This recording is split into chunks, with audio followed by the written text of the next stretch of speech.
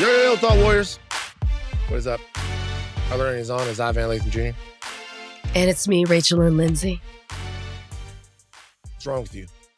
It happened. Yeah. It happened. I got sick. Damn. It's tough. I got sick. Listen, it's been a while since I've been sick on the podcast. It's been a long time since I lost my voice on the podcast. I've been taking an effort to take care of myself, vitamins, rest, less travel, at least for the last month. Now, step outside, boom, bam, sick. There's a COVID surge happening right now. Nobody seems to care.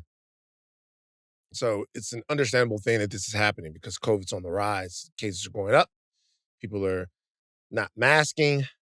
Taylor Lorenz, who is a lady that wrote the Wired article, remember the Wired article that we talked about that is tearing the left as far as the content creators apart? Like that, it's tearing them apart. Everybody's at each other's throat. This is so funny. Is it funny? It's hysterical.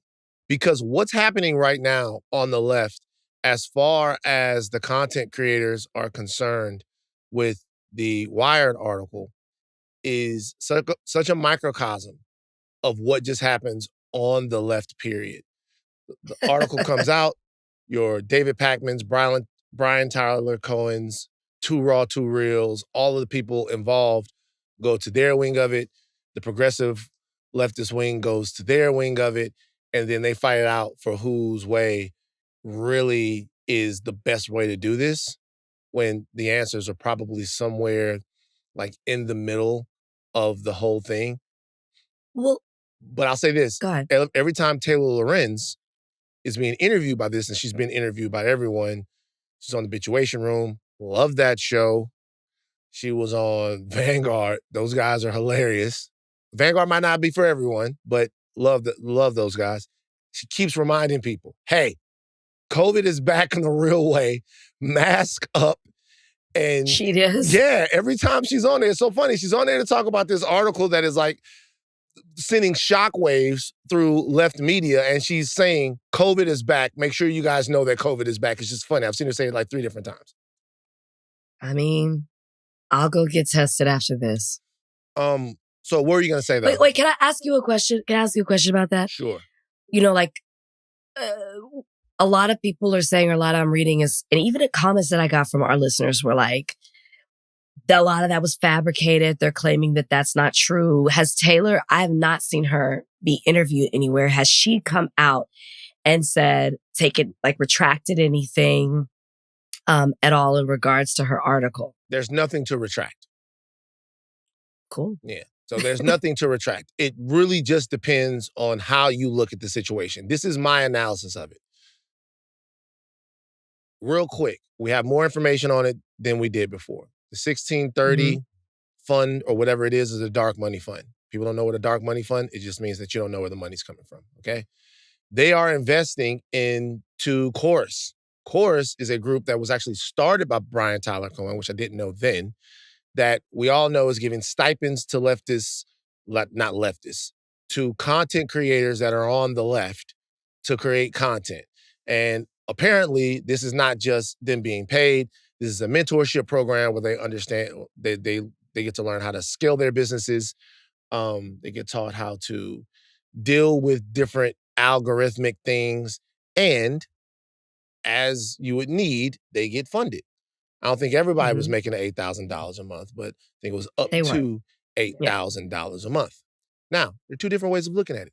One way of looking at it is if you have, and by the way, Taylor's article, we talked about this, alleges very direct things. That they are not just funding the content, but they're curating it. If that is happening, it's wrong, full stop. But that also depends on how you look at it. For me, I would never take any amount of money to be told what I could say, because that means that I'm not really saying anything, that somebody else is saying something and they're filtering it through my face, voice, and platform. So there's nothing worth that, okay? But some people might say that, hey, what we essentially need, and the we being people who are fighting against the MAGA wing of the party, is avatars to get out messaging in a compelling way that is powerful and resonates with people. And if that messaging has to be curated from whomever, wherever, to combat the messaging of ICE taking people off the streets or of environmental injustice or whatever, then hallelujah. Now, I disagree with them, but I don't look at them as evil. And I think that is the thing. I think there are some people that are saying this is the big Democratic Party putting their thumb on the scale as far as content on the left. It might be, but is a thumb on the scale better than a thumb up your ass? And that's a disgusting question to ask. That's a nasty question. That's a fucked up question, because this goes back to a philosophical debate about whether or not the way to defeat an action from the Democrats is with a progressive leftist agenda that pokes holes in the fact that the Democrats are no longer in step with what their constituency wants. So if they're trying to gain more control by cooking the books, by telling these people what to say, then all that basically is the destruction of independent media, the shredding of people's actual free thought, and the destroying the actual consent of the governed, because you're actually manufacturing consent. I don't look at them as evil, and I hope that didn't come across that way the last time we were talking about it. But I do look at them as compromised. Yeah, of course. It's one thing for me to have a personal view of it, and I'm with you. I could never take money because I feel like then I wouldn't stand for anything. I wouldn't be able to look at myself in the mirror, because even if I believe everything that I'm saying, it still feels like it's coming, I'm being paid to speak this way, and it just feels compromised, which is why I use that word. And I don't want people to ever question, where I stand, what I believe in, any of that. So when I look at people who are taking money, and again, that's why I asked you, did she retract anything that she said? In her article, I read it as these messages have to be approved. It has to be like, you can't just say whatever you want. Like some parts of it, but like on our platform, yes, we're with the corporation, but nobody has ever told us what we can and can't say. I could not imagine. We should say this. They would. But they haven't. They haven't. But I just want to make, this is not us coming from, we are not Cedar, FD Signifier, all of these that are funded by their people. We are funded by a corporation. And if I come out tomorrow and devote an entire podcast to X personal life or something that we think somebody's going to say something. So we should let people know that we're not coming down from a high horse. No, that comes with a corporation, but it takes away from the point I'm making is, as it stands, as we're recording this Monday, September 8th, 2025, nobody has ever told us what we can and can't say. Nothing has been a curated message. My point is when I look at these people who are accepting money, even if it is just to bolster up their education and knowledge, platform, whatever it may be, I still look at it as, but you're still doing this. So I don't know. Like there's a but, there's a I'm not saying I don't believe you, but there is a pause. And it's just, I can't see past it now that I know this. That is just me. Huh. Not everybody has to feel that way. Right. Is it true that we've never done something where we made the people around here uncomfortable? That's definitely not true. I didn't say uncomfortable. You make me uncomfortable probably every week. I'm not talking about that. But I'm saying that like to where there was one whole interview that we did that we didn't put up. The medical doctor? Yeah. But we talked about that on the podcast. That wasn't us, nobody telling us what to do. That was us not realizing how far gone and how much misinformation and disinformation this person was spewing out. It wasn't somebody that told us to take it down. That was us. What I'm saying is that I want to be crystal clear as we're having this conversation. We can get into quick hitters. When you are independent media, to me, the power of being independent media and saying that you are independent media is that right or wrong, up or down, red or blue, the buck stops with you. You put something out there, You put it on your shit and you live with the consequences of it. You have a relationship, oftentimes parasocial, with your audience where you go back and forth with them. They are the people that you are beholden to and what's in your brain. If you are talking to people anywhere from anything that's sponsored by any corporation, that's just not what you're doing. So while we're talking about people that are, when we're talking about independent media, we are not independent media, and that's just I just have to Yes, be of course. I have to be They consistent know on that. that. But I would also say that the question, I think, is can you be independent media if somebody is helping you? Like, can you still be independent in thought if there is Yes. if there is an organization that is giving you $8,000 a month and incubating you Yes. in a way? That is, you're saying yes, Well, and that's why I wanted you, because you said independent media and I was about to say thought and then you said it. right, Of course you can, right. but it's the perception of it. Well, that's the debate. Is what Yeah. we got. What Yeah. we've got. There's one group of people that are saying no, you can't be independent media if you're taking money from Chorus, who's getting money from a place that they don't even know who's paying them, right? Because it's dark money.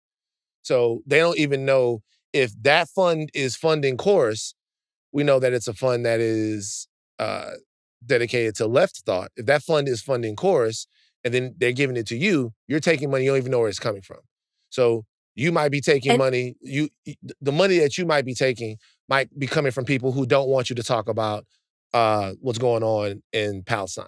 It might be coming from people who don't want you to talk about AIPAC or specific candidates. It might be coming from people who don't want you to go against big oil or any other things that actual structures of party politics are into. Maybe they don't want you to talk about Zoran Mamdani. I always say his name wrong. Right. Zoran Mamdani. Maybe they don't want you to talk about him. Maybe they want you to talk up the mainstream candidate. Maybe because another thing that was alleged in the article is before you have a politician on, that you have to run it by them.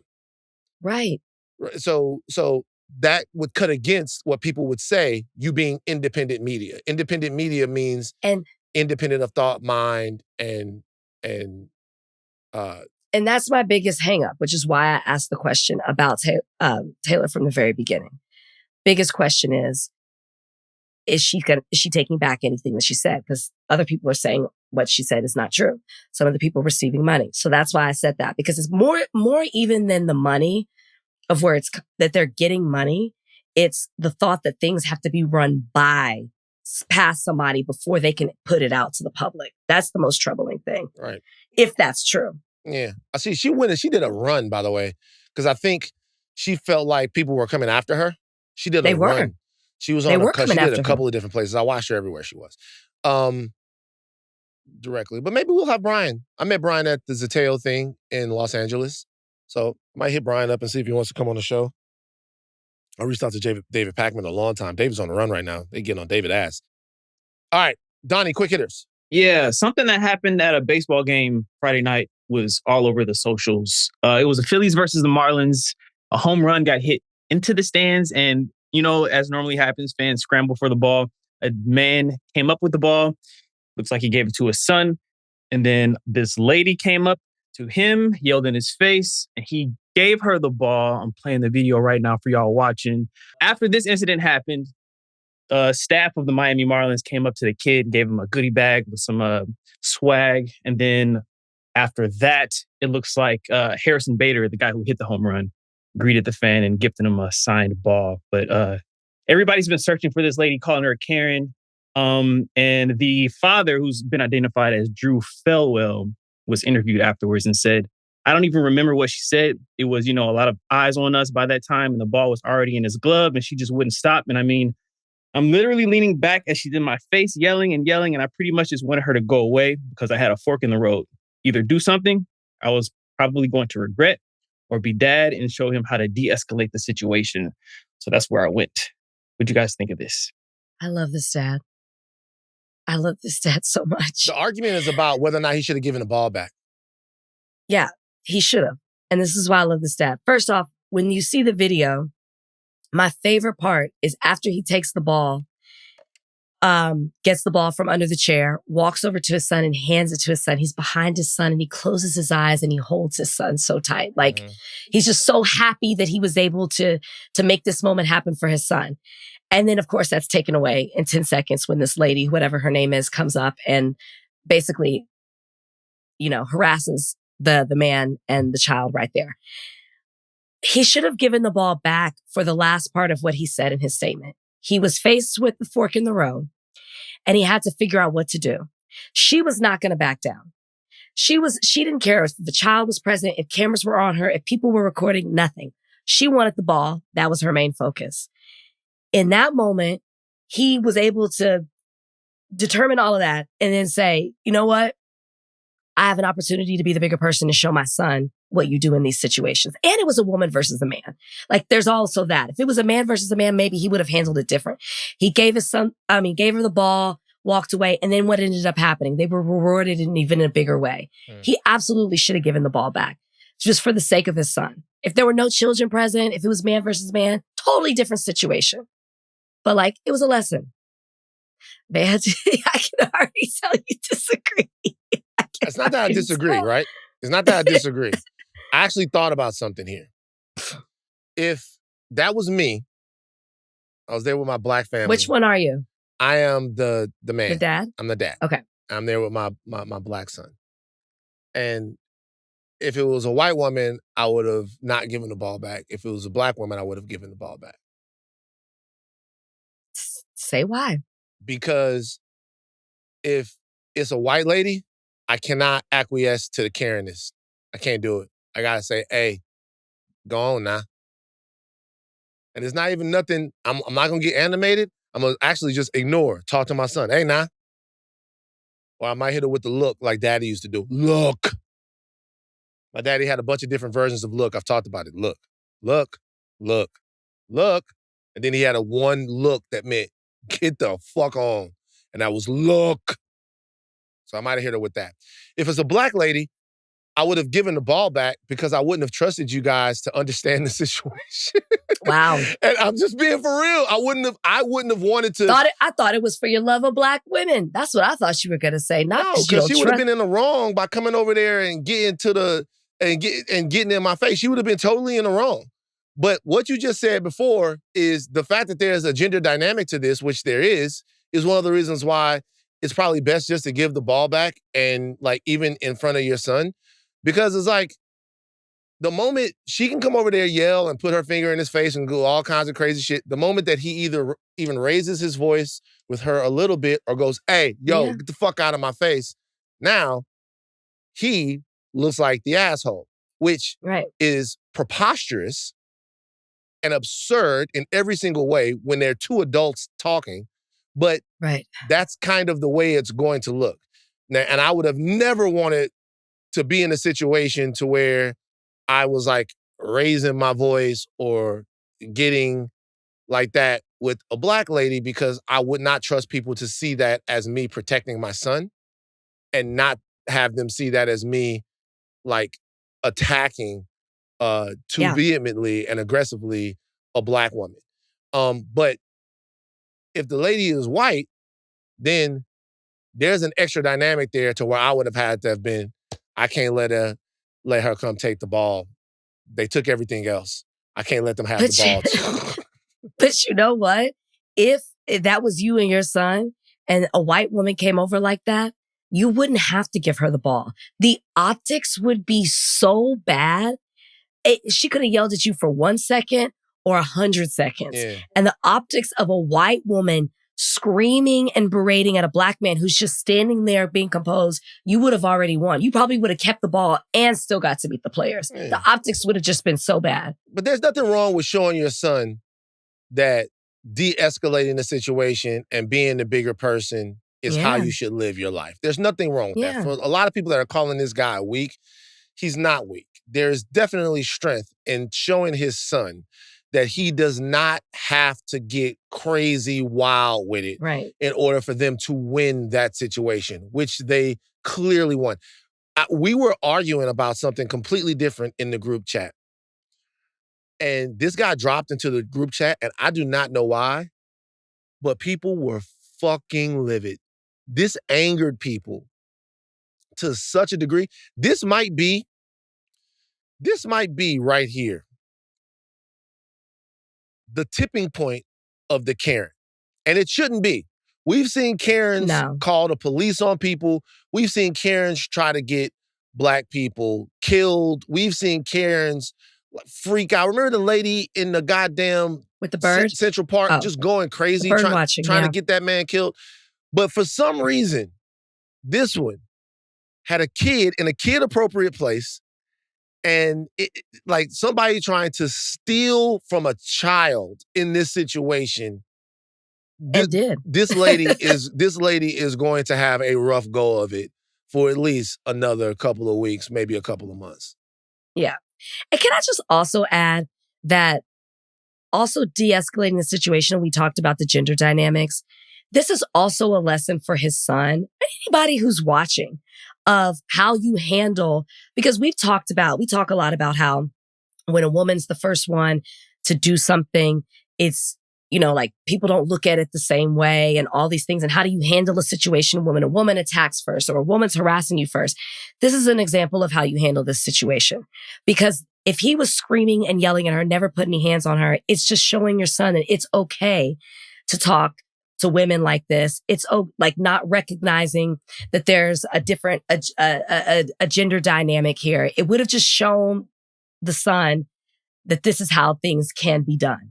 And I think the fact that he was like, despite somebody coming at me, and especially because she's a woman and I'm a man, I'm just going to sit here and give her what she wants so she could be on her way.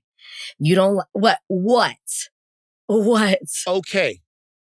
It's certainly okay for him to scream back at her, right? She's an adult. He's an adult. She walked up to him. And he could. What? No. Not could. I don't think it's okay. I don't think it's okay. Wait a second. Wait, hold on. Only for the sake of the... Hold on. Wait a second. Go ahead. Woman walks up to you, screaming in your face, right? Putting her finger in your face, in front of your family. It is not okay. It's not okay for you to scream back at her because she's a woman. I'm only saying this because the child was there. Forget about that. Oh, well, then I don't care. Well, no. I don't care. Okay, no. What I mean is, how does the child... So if a man would have walked up to him screaming in his face, is it okay for him to scream back?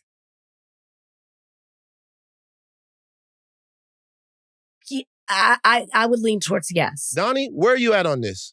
I have to make sure that I'm not like... Where are you at? I'm all for meeting people's energy. Like, I don't think he would have been in the wrong if he would have yelled at her in response, woman or man. Yeah, it's like so, okay, because this is the deal. And we're going to move past it. I'm just going to hit it real quick because, like, she's an adult. She's an adult. She's an adult person. Mm-hmm. So there's one thing to, like, because a woman could be a police officer that is screaming at you. A woman could be any different type of person that is infringing upon your right or just making you have a bad day. And it's got to be okay, regardless of the fact that she's a woman, to say, yo, get the fuck out of my face. Fuck you. I agree with you. Right. I think it's the kid that just changes things for me. That's the only reason I'm saying it. If he had been with his boys and she came over, I say me, like Donnie said, match her energy. I guess with the kid who maybe doesn't have the sense of emotional intelligence or just met with these situations, and this is the first time maybe he saw something like this, I guess that's what I just keep thinking in my mind. And I could be wrong. It's just the child standing there, him yelling at the woman rather than de-escalating like he did. It's just the optics of it that that are unsettling for me. But I absolutely agree that if a woman comes screaming up at a man, he absolutely can scream and yell back at her. Yeah. I totally agree. Right. It's just a child for me. I don't and maybe I'm just being too much. Well, I don't think the child changes. No, I do. Actually, no, I don't think you're being too much. I think that, like, there is I think once again, we've talked about it here and it makes sense. I think that there is a understanding here.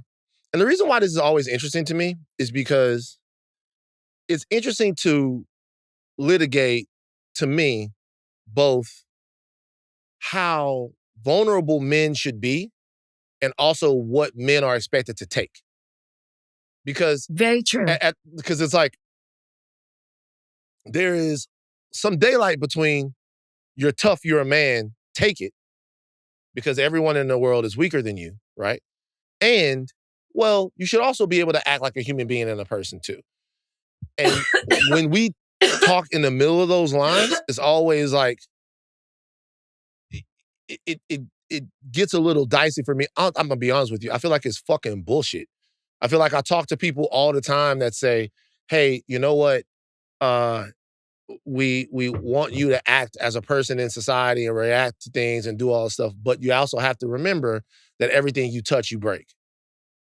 And I get that, but at the same time, it's like, well, shit. If you come up to me yelling at me, I have to be more of a person than you. Like I have to show restraint. I have to be better than you. Like you're asking a person to be more than a person. I have to be better than you. It's like, there's no accountability there. There's no accountability for her because his son is there, which interesting. We'll save that for a time when we have a therapist on so we can get to crying. And I don't look like I can't believe Donnie backed me up on that. We do have a therapist on the show coming up. Yeah, but I'm not going to ask her about this. Because I'm going to ask her about other stuff that has to do with the NBA. All right. Oh, God. It's going to be an NBA-centric conversation. We got Nina Westbrook coming on later.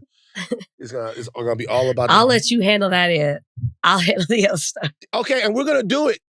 Our new way of interviewing. Rachel is going to take completely the first half of the interview with Nina Westbrook. The first half. And then once Rachel's done, I'll jump in and I'll ask the questions that I have for Nina. And that way I'll be able to build off with Rachel. New Higher Learning, new interview. Donnie put it under here. New interview format debuts today.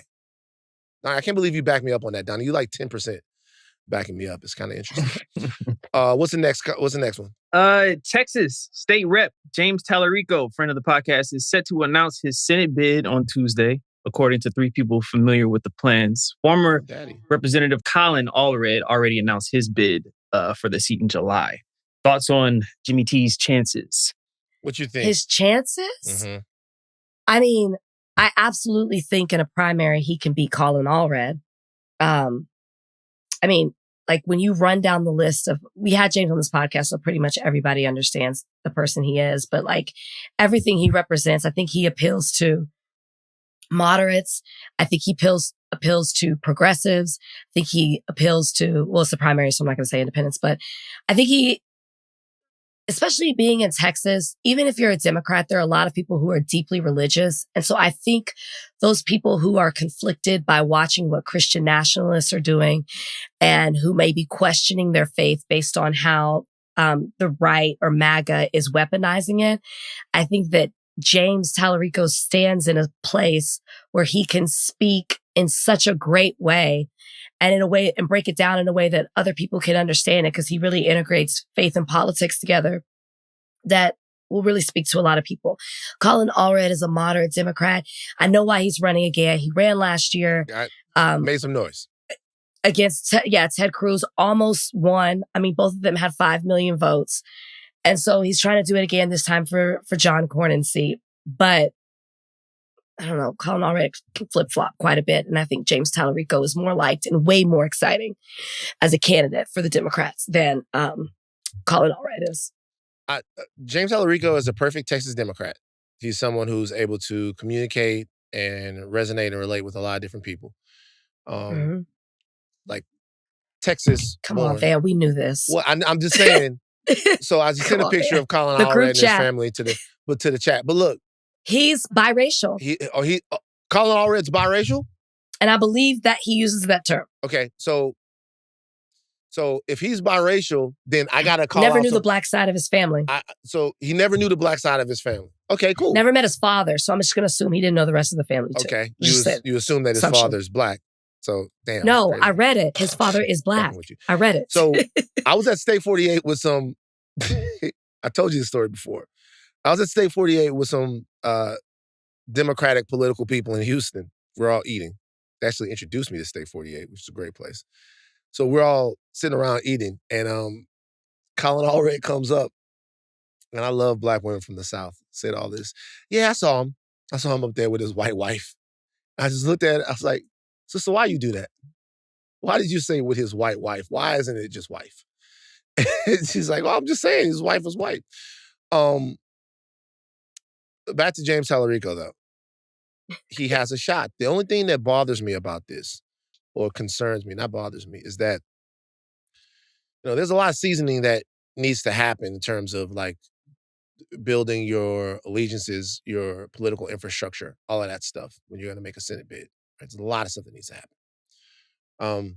Maybe you can get there faster than what you used to. We've seen it, But there is a Beto O'Rourke situation here to where you have this young, fresh-faced Texas Democrat that catches lightning in a bottle and then does not have what you need to have to get elected in Texas, which is a tremendous amount of support, not from celebrities and people outside of the state that they're in. Not because we like James, or because James is liked in Florida, or because James is liked by anyone who heard him on Joe Rogan. I'm talking about the ability to make inroads with the people and the community that he is running for, right? Mm-hmm. That's what has not happened in Texas and in other states where these people have become national celebrities. If you're talking about James, if you're talking about Andrew Gillum, if you're talking about what's our sister from Georgia? Her name just jumped out of my head. Jesus Christ. Stacey Adams. Stacey Abrams. If you're talking about, if you're talking about Stacey Abrams, if you're talking about these people who, by the way, Stacey Abrams does amazing political work, whether or not she is running for anything or not, getting out votes and changing the voter landscape of the American South is something that she's doing every single day and has done for a very long time. I digress. I'm saying for James, I just hope that he is properly supported by the party there, right? And that he is properly supported inside of the state of Texas by the Democrats there to make his political journey one that is long-lasting and not just one that is responding to social media fame. Right. This is what I hope. When Beto ran for Senate in 2018, ran against Ted Cruz, different time in our country, right? Trump's first term, even though that was a close race, Trump's first term, don't see all the damage that we're seeing now. MAGA was present, but not even what it is now. It was a different time. And you're right about the outside support in the celebrity. My hope, I think James will beat Colin. And James is a better candidate, as you said. I think he'll beat Colin for sure. As you said, I don't know that. I don't know that. He's the perfect, we don't know, but he is the perfect person, I think, to represent Democrats in the Senate in Texas. Perfect candidate. Who he would be running against is either the Attorney General, Ken Paxton, who is quite similar to Trump in that he has a number of controversies, had an affair with his wife. They're getting divorced. With his wife? Even though he's a devout, started up a church, Christianity, all that, has been having an affair for multiple years that someone in his office was helping him cover up. He was impeached by a Texas Republican House for the way that he was running things in the state. Now, the Senate acquitted him, but still, a Texas Republican House impeached him. He is extremely MAGA, and he's extremely controversial. You have him going up against John Cornyn, who MAGA people like to refer to as a rhino. He's called out President Trump in the 2024 election. I'm not saying he's not supportive of Trump at all, but he supported a bipartisan bill after Uvalde. He's looked at as a little bit softer than, they're on opposite maybe ends of the spectrum when it comes to the Republican Party. So I think that if either one of them goes, you're going to have, I feel, Republicans who are going to be pissed off and may not even vote. So I think that this is a good chance because they don't want to support James. They don't want to support Paxton if he gets it because he's a crook. And then they don't want, allegedly a crook. And then they don't want to support James Cornyn because they don't feel like he's tough enough. And so I think that you would have a lot of people who are excited. Plus, James has the support of Joe Rogan down there and his whole crew. Does he have the support of Joe Rogan? I mean, he hasn't endorsed him because he hasn't announced yet, but Yeah. he's definitely, I would be shocked if Joe Rogan did not, because he was so, like praised by him That's so on his funny. podcast. I would be shocked if he did. We'll see. Yeah, we'll see. It'll be interesting, right? And this is the interesting thing about that wing of the podcasting circle and all of that stuff. It's one thing to have supported President Trump and have put him on your podcast, sucked his fucking balls, licked his asshole, the whole fucking nine, right? Some of these people went to the inauguration that we're talking about in the podcasting sphere, all of that stuff. It's one thing to come back and say, hey, this guy isn't who I thought he was on immigration. This guy isn't who I thought he was on free speech, or God forbid, this guy isn't who I thought he was on Epstein. That's one thing. It's another thing to support a candidate that is in direct opposition to what you just supported 6 months ago. Because what you really did was you spent time grooming your audience to the reasons why you supported these things. You made the MAGA wing of the Republican Party cool. All of you did it. All of you did it. That entire podcast, bro, manosphere, podcasting ecosystem. You made MAGA cool. It's one thing to come back and go, it's one thing to say, MAGA is not as cool as I thought it was. That's one thing. It's a completely different thing to say, not only is MAGA not as cool as I thought it was, because the way they're treating undocumented people sucks. They're flip-flopping on the Epstein thing. They bombed Iran. They're in Israel's pocket. All of these things. It's another different thing to say, hey, there's an alternative, and this is what you should be supporting. That actually would take some balls. This is an alternative, and this is what you should be supporting. Because that then gives a political directive to the people, a direct political directive to the people that are listening to you, that is saying, not only is MAGA uncool, but we were wrong materially about how good at governance they are.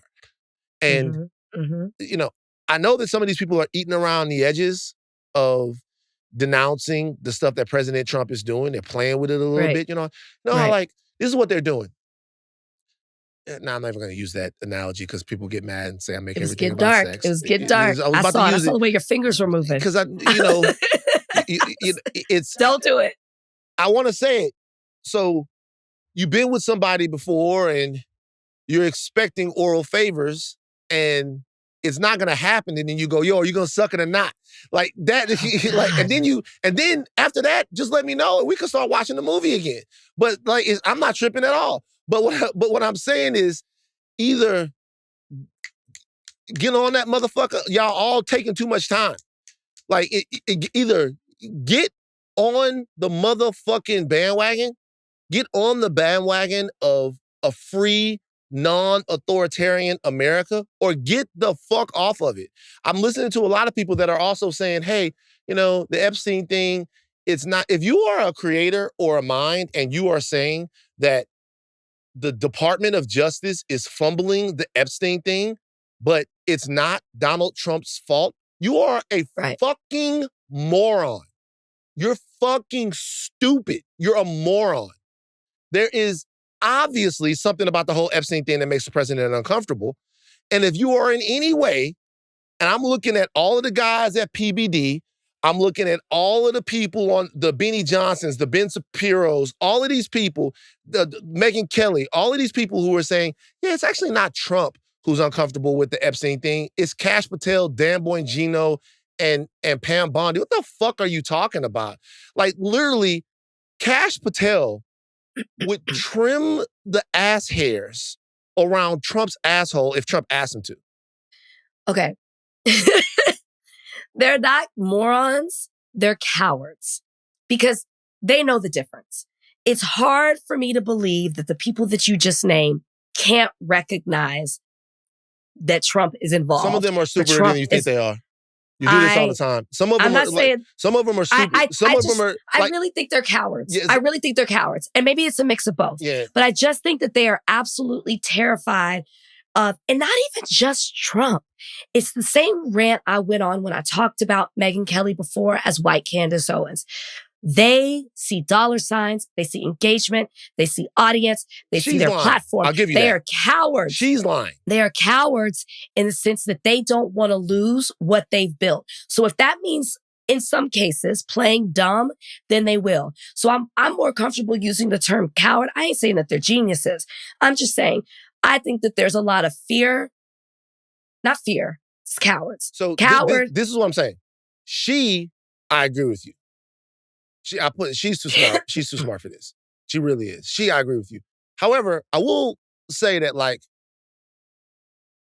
there are people that Trump says stuff and they believe him. Now, I do not know why this is. I really don't know why this is. But actually, I do know why it is. I can't act like that only exists over there. Like, people run on things and we believe that they say that they're going to do it. The question is, once they don't do it, whether or not you can have an actual conversation about why it's not happening. Sometimes it's not happening because the politics aren't right. Sometimes it's not happening because the people you believed in never want to do it in the first place. So I acquiesce to the fact that some of these people are just lying. But there are some people that I watch and I'm looking at them because I consume so much of this stuff and they're just not as bright as I thought they were, or they're not bright at all. And they truly, truly believe in the Trump doctrine. They really believe in it. I won't disagree with you. I'll just say, if you are a coward and classified, it's worse because you know better and you're not doing better. Last thing I want to say, because I know this was a quick hitter, about not now, we in the show. This Texas Senate race. Oh, are we? I thought it was a quick hitter. Mm-hmm. Is that we don't know if Joe Rogan will endorse James Talarico. But I think that an endorsement, even though it is for Senate, even though this is for a national thing, I think it's different than Trump. I think there's a way that he can be anti-Kim Paxton, Joe Rogan, anti-John Cornyn, and vote for or endorse James Talarico and it not affect and him not have to give an opinion about Trump. Yeah, I don't know. I need and like it not change. Maybe. I'm gonna be honest. At the point that we're at now, and Ezra Klein just did something. Whether you like Ezra Klein, you don't like Ezra Klein, you love abundance, you don't love abundance, whatever it is. Ezra Klein just did a piece on for the New York Times where he talks about the fact that very soon the Democrats are going to have to vote on the budget again. Well, the last time the president put his budget forth, the Democrats voted to fund the government, led by Chucky Chuck, strongly worded letters Schumer. The Senate Democrats voted to vote to fund the government. And that funding is coming up again, and they're going to have to vote for it again. And at this point, there should be no argument whatsoever that they shouldn't fund the government. I mean, we see what the government's being used for. The government's being used for authoritarianism, full stop, that's it. You shouldn't fund the government. And there should be a plan by the Democrats. He lays that out, it's 20 minutes long. There should be a plan by the Democrats in how they're not going to fund the government, why they're not going to fund the government, and what they want in lieu of funding it. Like, if you look at it, even the Democrats in the House, led by Hakeem Jeffries, even they had enough sense to be like, well, we shouldn't fund President Trump because what he's doing is going to severely damage the society of the United States of America. We're looking at it's going to hurt the citizens, it's going to hurt people. They did it anyway, and President Trump has become brazen. Klein lays out all the reasons why. I'm not asking you to like Ezra. I know some people here are going to be like, Ezra is this, Ezra. I'm not asking you to like Ezra. Klein lays out all the reasons that they did it then, and the reasons why they said that they did it, and why those things aren't necessarily the same now, and things are more dire, and the Democrats should be in a better place. I'm saying all that to say this. In order for me to respect the fact that you care about people, I need a rebuke of MAGAism. Not, man, the taxes are cool.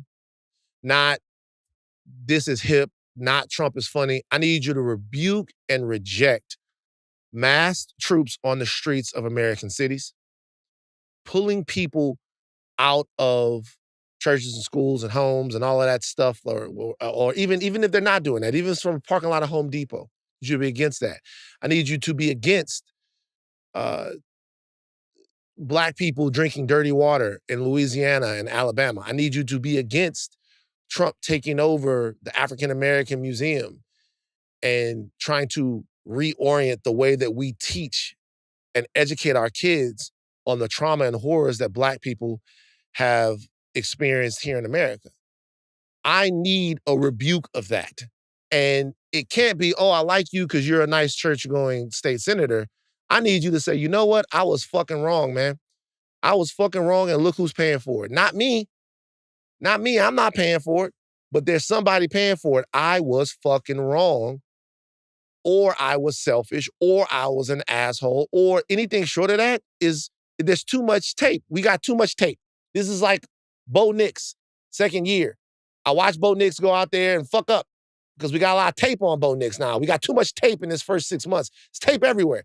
Man, I read an article, we can move on. I read an article in the New York Times about the fact that Trump wanted to implant a listening device on Kim Jong-il. He wanted to implant the listening device. And he sent listen to this, for real. This is true. You guys, I'm not making this up. Oh, I believe it. He sent the Navy SEALs to implant the listening device. It's hard to do it in North Korea because you can't fly drones in North Korea, right? Can't fly the drones there.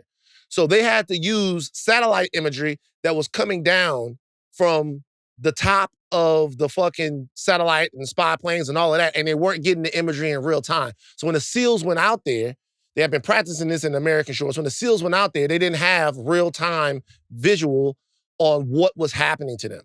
So they get out there, and there's a boat.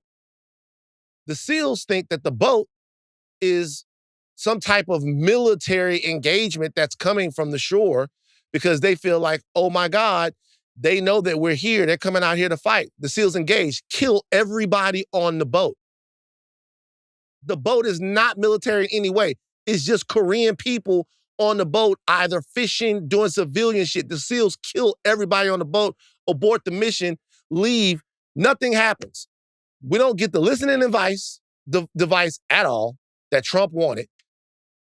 Nothing happens between Trump and the North Korean, all for nothing. They just murdered everybody on the fucking boat for no fucking reason. The president sent it. We don't really investigate it. Nothing happens. And now all of this stuff is coming out. The Times got it. Like any other administration, just the murder, and every administration has these type of scandals, but it would have stuck. Just the murder of a bunch of civilians for a botched mission that the president wanted to be able to get some kind of negotiating leg up on a foreign dignitary, on a foreign head of state, and they just kill all the people and then we leave. And I felt bad.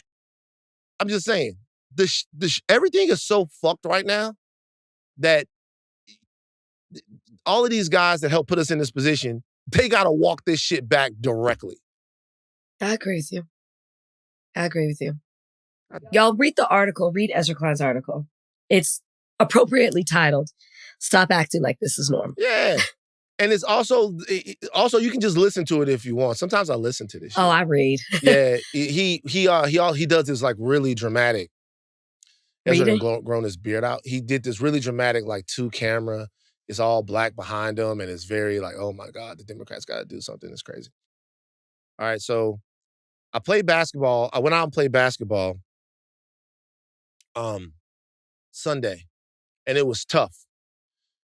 It wasn't like a tough game. When I'm playing basketball now, I'm not playing against the opponents in front of me. Donnie, how old are you? 36. You're still in your good, damn. You're still in your good era, bro. When I hoop now, I'm not hooping against the people in front of me. I'm hooping against the old version of myself. It's such a weird thing to be able to see something and you just can't do it like you used to. Like, I can see it. I know what to do. Yeah. I just can't do it anymore, right? Which is why I'm trying to get back into the best shape that I can get back into, because maybe there's 10 or 15, maybe even 20 more % I could be doing if I was in the same shape that I used to be, even though I still feel like I'm just older. So I got super depressed after I played this game on Sunday because I should have been killing everybody out there. Everybody out there would have been dead in the past. I don't know if you guys believe this, but ask around. I could do my thing. It would have been an easy work for me. But I was playing decently, but still kind of like in Strugglesville a little bit. I'm not making shots. I should be easily taking over these games. I shouldn't be getting off the court. And niggas is talking shit too. And so this morning, when I was at the gym, I told my coach, I was like, hey, my trainer, I'm like, I want to make sure that we do some agility drills and we do some agility stuff and make sure that every time we're working and training that we're doing something that's agility. And so he goes, yes, we can do that. Shout out to James over at Equinox. That's my guy. So he gives me some agility stuff to do. And while I'm doing it, it's the same thing with the boxing. I feel great. I feel like I'm moving. I feel like I'm getting to it. I feel like, okay, I do this for a couple of weeks. I'm going to go out on the basketball court. I'm going to be able to fuck over people. I feel so good that I tell James, I say, yo, James, tape what we doing.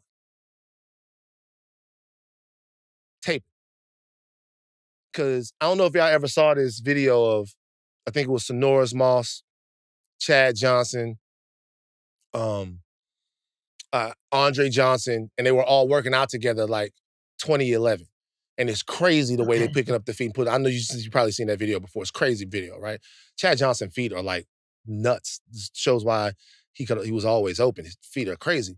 I feel like that's what I was doing. Y'all can play that video right now. I felt like I was going crazy. Told James, I'm like, James, tape some of this. And he taped it. And I just put it in the group chat. And I want y'all to look at it. And Donnie, you can play it for the people. That's what I looked like doing the drills. I felt like I was moving at warp speed.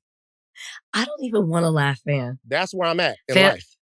Look. It's okay.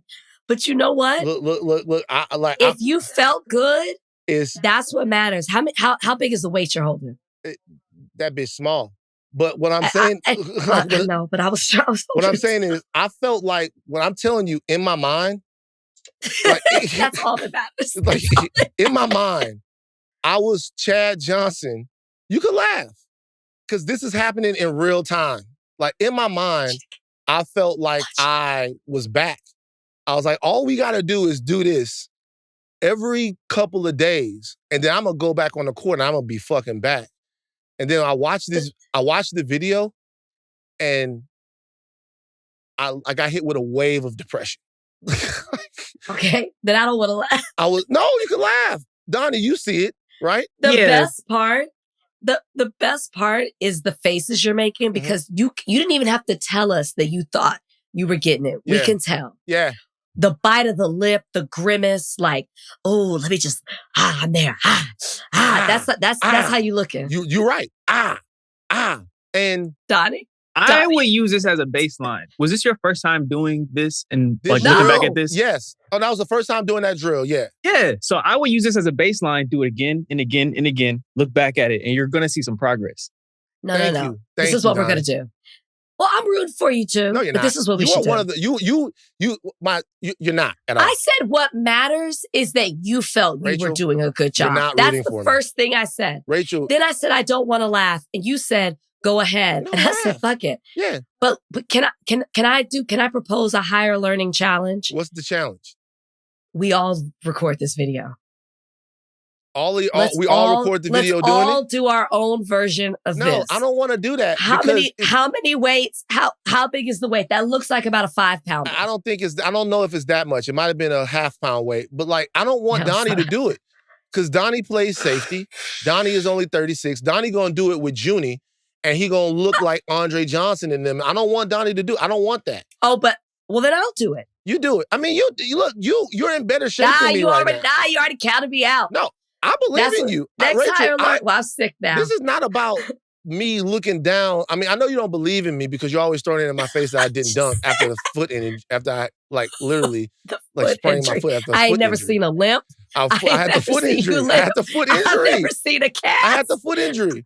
But I'm just saying, I have seen no evidence of an injury. I'm going through this in real time, and people don't remember. I'm gonna start getting old people from the gym. People don't remember my whole life. I've been a hooper, and now it's just not. We I've believe changed. you. Well, kind of. Rachel, you know what? Come out to the gym. Since you could guard, come out to the gym and let's see. Come on, I'll come to the gym. Come to the gym. Give me till next week. The last time it was a Lindsay in the gym, it didn't go that well. All right, we got. You're right about it being a Lindsay too. Oh, that's fucked up. Oh, we got Nina Westbrook on the show now. Joining us now is Nina Westbrook. She's one of Rachel's friends. They hang out, and she's a licensed marriage and family therapist. I never knew this until just recently, actually. Maybe it was like when we started some research on you to have you on the show. I didn't realize how accomplished you were. It's very impressive. Okay. Yeah. But thank you for joining us on Higher Learning. Thank you for joining us Higher Learning. She has launched a brand new app, and we're going to talk about some of the app and some of the other things that she's got going on. So thank you for joining us. Thanks for having me. Very exciting. Hi, Big Rach. Hi. We were just talking about basketball before you walked on, Vance. Oh goodness. And told me to come out to the court and show him what I got. Now, Nina's never seen me play basketball, but she just trusts me. I've heard you speak about it here on the pod. So I'm told, based on what you're saying, you're a defensive player. That's right. She said she could guard Caitlin Clark. I know. Listen, you don't have to give an opinion on that. No, here's the deal.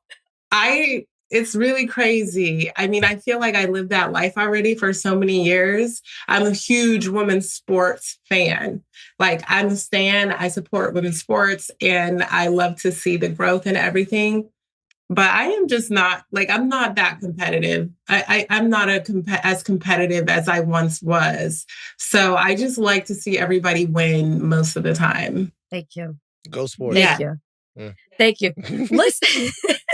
Let's start from the beginning, because Van came on here and he was like, he didn't know that you were a licensed marriage and family therapist.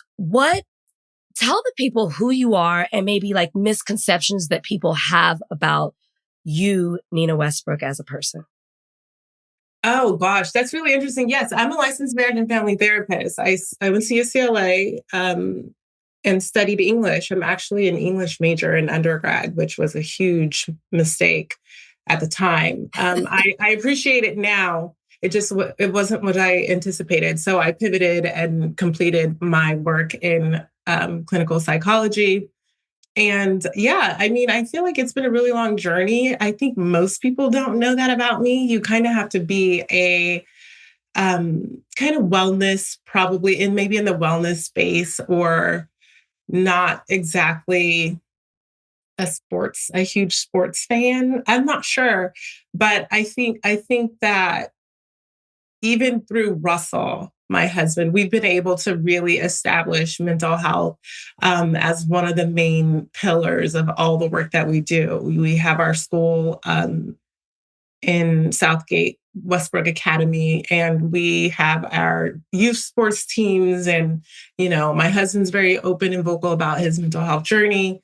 And we just try to incorporate mental health awareness and mental health fitness and tools and lessons and all the things that we've kind of accumulated over the years in both of our experience, and try to share it with the community and share it with youth, young people and women and underserved or generalized communities at large. So that's kind of been our mission and my mission for quite some time.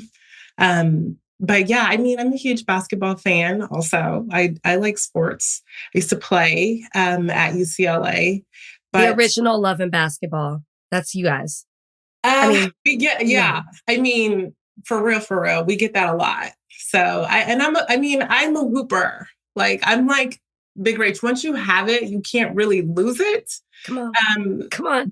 But I think that the competitive nature, Big Rach and I against you, pick your partner, and we're probably going to win. I love it.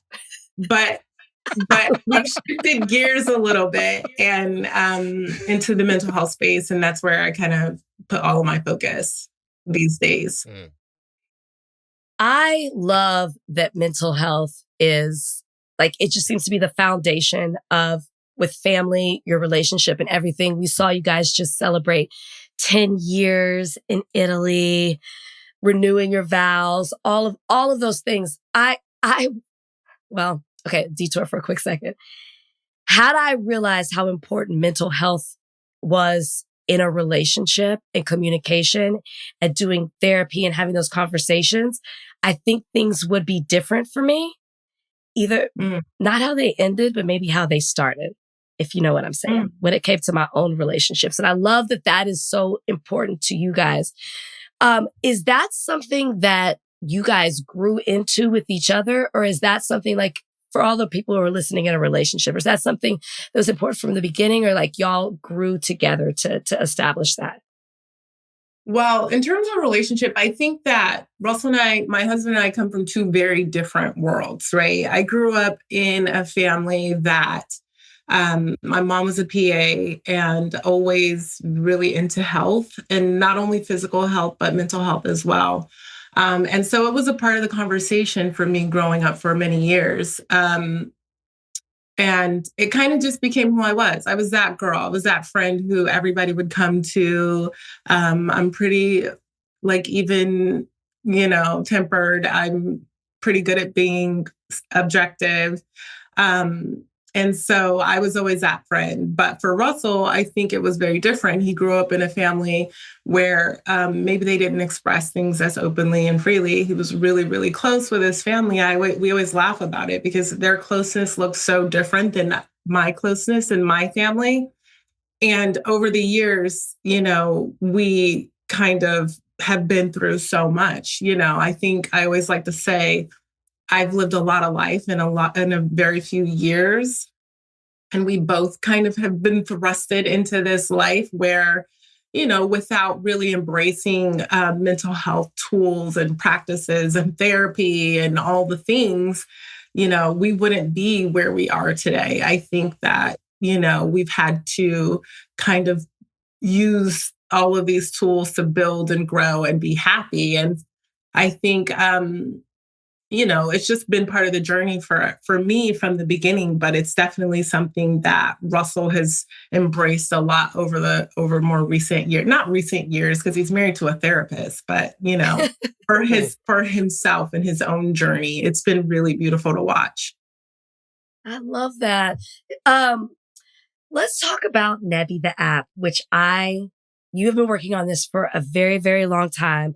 I want to know why, because you've done a lot, like you've said, around the mental health space. You've created companies, you have a podcast, you created games that bring out great conversation between friends and relationships. I use them both. But now you've created this app that you've been working on. Why did you want to create this? Who did you want to target? And then I'll talk about my personal use of it in a second. Well, yeah, I think for me, it's all about trying to get people resources and tools in a way that best suits them. That's why we came up with the game, Do-Tell conversation card game, because it's a more fun, playful way to have meaningful conversations for people who don't have them in everyday life. It really helps spark reflection. I have my platform, my digital wellness platform, Benet by Nina, which is very specific.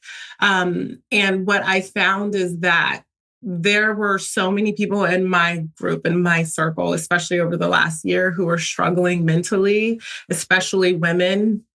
Not that the app is just for women, but people weren't quite able to figure out why they were feeling the way that they were. There's so many different factors playing into our lives. We're busy. There's social media. You guys talk about so many of the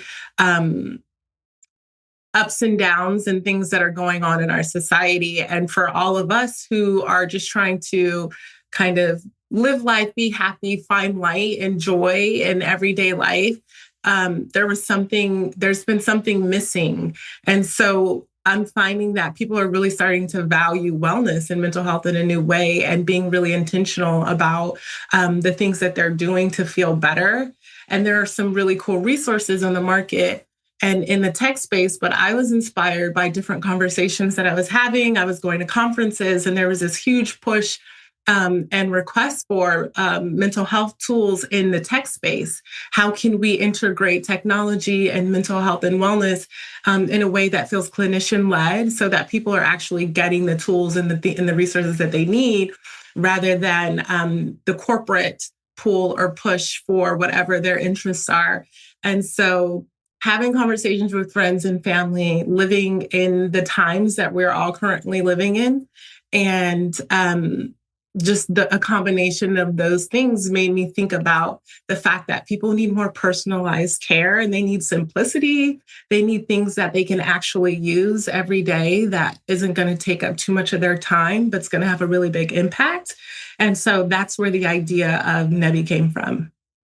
And I love it because I talked to you about this. I'm not good at routines.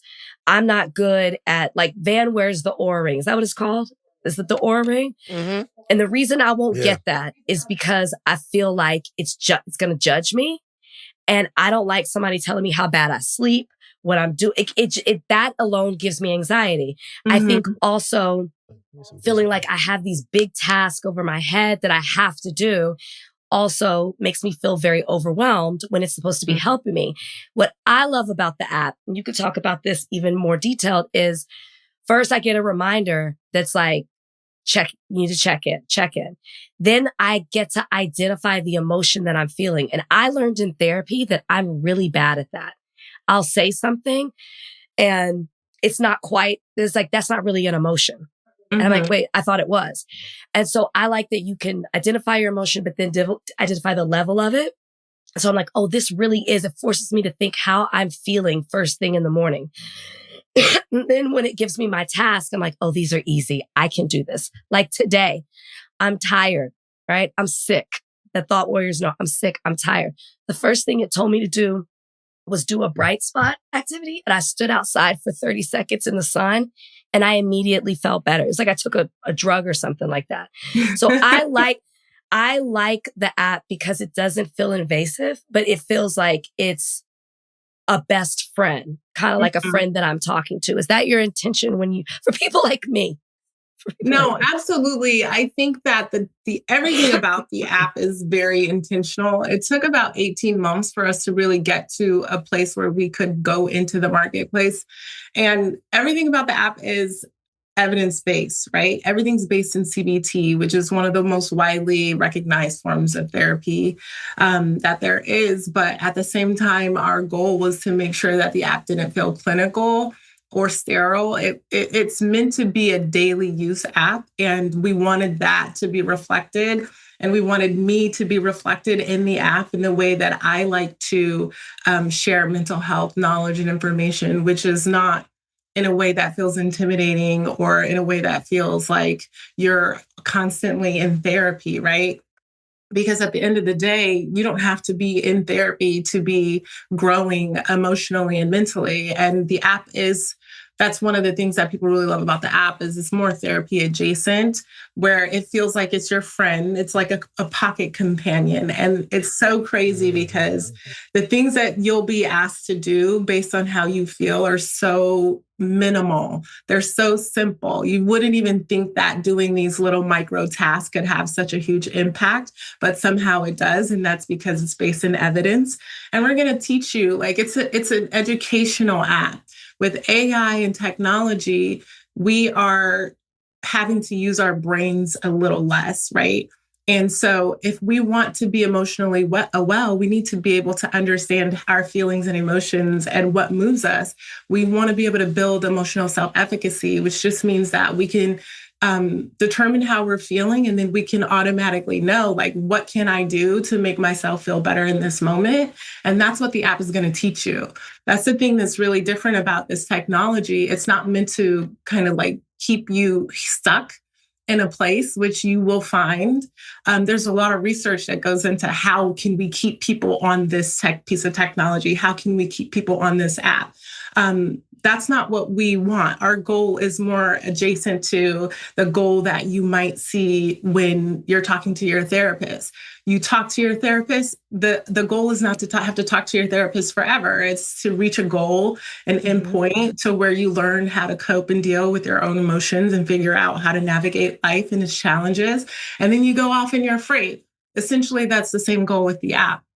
We want to help educate you and teach you all about emotions. Most of us, when someone asks us how we feel, we're like, oh, we're cool. I'm tired or I'm good, just surviving, whatever. But nobody's really getting underneath that surface level when it comes to thinking about how we're feeling. And you can't really feel better and do things to feel better if you don't even know how you feel in the first place, right? So it's just drawing attention in a small way that's really impactful to educate you about how you feel, all the different emotions, and all the little tasks and steps that you can take to feel better in everyday life. And so it's like having a friend. And the difference between this and AI, which people are turning to AI more and more and using them sort of like a therapist, but there are no rules and regulations around AI in therapy. There's no privacy. The thing that makes the therapeutic relationship so special is because it's private, right? And the things that you share between your therapist are going to be just between you, and it's not accessible to anyone else. Whereas in AI, anybody who has access to that technology has access to the information that you're inputting into it. So with the app, you get to kind of bypass that layer also, because your information is yours and we take privacy really seriously. So it's just, I think it's overall all the things that we want in our everyday life, and we want to be emotionally well and emotionally fit, built into this one little easy, accessible form of technology. It's great. I heard you talk about it before, but then when I actually started using it, I'm like, I'm so proud of my friend. This is so great. Congratulations. Thank you. I appreciate that. So being that you're a licensed marriage and family therapist, you deal with people's relationships, right? So I'm meeting and talking to a lot of people who are wondering what they should be expecting out of a relationship. I think people don't even know what they should be expecting anymore. So you see memes and stuff online, and this is like, be your partner's peace, be his peace, be her peace. What does it mean to be somebody's peace? Ooh, that makes me cringe a little bit, actually. Because I think that you have to be your own peace. You can't rely on someone else to bring you peace, because they can decide to take that peace away, right? So I think in a relationship and in a partnership, what we should be looking for or seeking is someone that helps to add companionship and partnership in ways that feel complementary to the things that you want to do for yourself and in your own life. And finding a partner that can support you along your journey, and a partner that you can also support along their journey, and that you guys can build together, and someone that makes you want to achieve more or build more. It's the same concept of choosing a friend, right? You're kind of a good friend of mine actually told me one time, you become the sum of the closest 5 people, or the 5 people you spend the most of your time with, right? So it's kind of that same concept in a partner. What type of values and aspirations do you have, and what type of values and aspirations do they have, and how can they align and connect with yours, and how do they support you in your journey? But I don't believe in placing happiness or the way someone else is supposed to make you feel expectations on other people, because you lose control of how you feel emotionally. And a lot of those things, I think that we all are in charge of creating our own happiness and taking the steps necessary to build our own confidence and boost our own confidence. And so I think that could be a challenging approach. And it could be setting yourself up for disappointment a lot of the time. Do you think that people are over concerned with finding companionship now? There's so many different things that they have to kind of investigate, and they're I talked about it last week about why people are lonely. People are lonely. They say that they're lonely, but I've never heard from more people in my life or like outside of my life, women and men, that they want companionship. But sometimes I feel weird saying, hey, why don't you just take this time and enjoy being yourself? Enjoy just working and living inside of what you are. And don't worry about who else finds you beautiful, sexy, worthwhile. Just be yourself for right now. But people have a real problem doing that. Have you seen that? And if so, like, why is that? That's an interesting question. I feel like I don't know that people should stop seeking companionship, because companionship can come in many different forms, right? And we're human. I'm talking about specifically Romantic like romantic partnerships. companionship. Yeah. I mean, I think just it's human nature to love and want to be loved. So I don't know that it's problematic to seek partnership. I think that many people have dreams and aspirations for their lives, and having a partner can be a part of that. But I do think that it's really important, whether you're in a relationship or you're not, to be happy with who you like, with being by yourself. And whether you're in a relationship or not, there's still always that push and pull and that balance between being alone and spending time with other people, right? Being an individual and being independent in a relationship versus being codependent in a relationship. And when you're not in a relationship, it's about being happy and content with being by yourself and spending time focusing on growth and friendships and family and whatever else, career work, whatever else helps to make you kind of a whole human. But I mean, seeking partnership is something that we're all going to do at different parts and times of our lives. And I don't think that people can be overly, I mean, I don't think that it's problematic to be overly interested in finding a partner. It's just a matter of, is this person still happy on their own? Are we seeking partnership to fulfill us? Because then that can be problematic.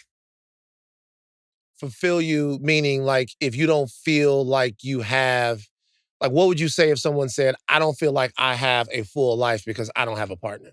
Would that be a problematic statement to you? Or would that be a statement that you go, oh my God, well, that's if that's part of what you desire for yourself, then yeah. I think that it could be a part of a plan. I mean, I would challenge that person to reframe or shift their perspective slightly, to know that partnership is great and it's fine to have, but there's also so many different things that make us whole and that can complete us in terms of our happiness and the things that make us happy.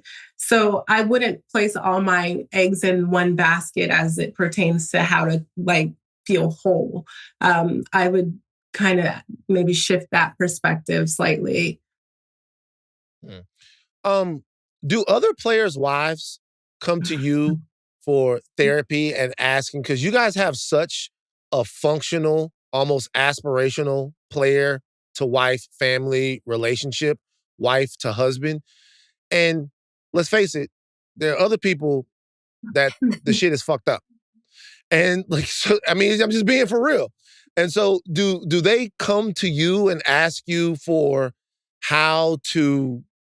tips on how to live and thrive with these guys who are looked at as like superheroes? You know, that's an interesting question. Also, I don't know that that is the case. I don't know. First of all, Russell is such a guy's guy. I don't know what the heck he talks to his guys about. Like he does not share. Like we have very different. Duncan. Hey man, you got that 360? Bam! That's what they talk about Duncan. No, I mean I know they talk about real life things. I do think that it's an interesting dynamic.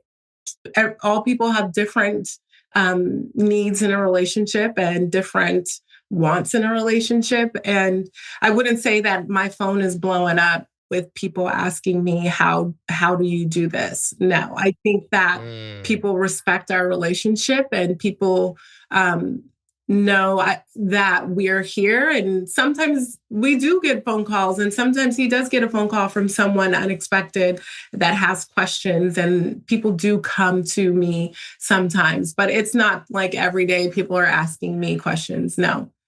But we're very aware of our relationship and how wonderful, though not perfect, it is. And so we're just fortunate to have that in a really challenging space. So I'll run into people, like I'll give you an example of something that happened at the gym. The gym is my house of horrors now, is where I get reminded of who I used to be. I was talking to this guy in the gym. I talked about it on the podcast, this podcast that we're on. And the guy goes, "Hey man, I used to see you at the Grove. When you were at TMZ, you were at the Grove. Like, I used to see you at the Grove, and when you were working, and we would be there working. He worked on Rachel's old show, and he'd see me when I was working at the Grove. And he looked at me, he looked at my body, and he goes, "Man, what happened?" And a lot has happened. Okay. I've it's so funny because me and James, the guy that I trained with, we actually laughed about it. He was like, "What happened?" That fucked my day up. Like it didn't fuck my day up from a standpoint, like, I still get joy out of such small things in life, like very small things, like a cute dog, or like I still get joy out of like really small things in life. But that fucked my day up. I was like, God damn, what happened? I used to be the man. Now, that's just me in my very, very small world of myself and people that used to see me at the Grove. I could not imagine what it would be like to have been the MVP of the NBA and then go out and have a bad game or a bad series or whatever, and then have people inundating you with like fucking questions and opinions and all of this. One time, Kevin Durant, I'm sure you've met him before.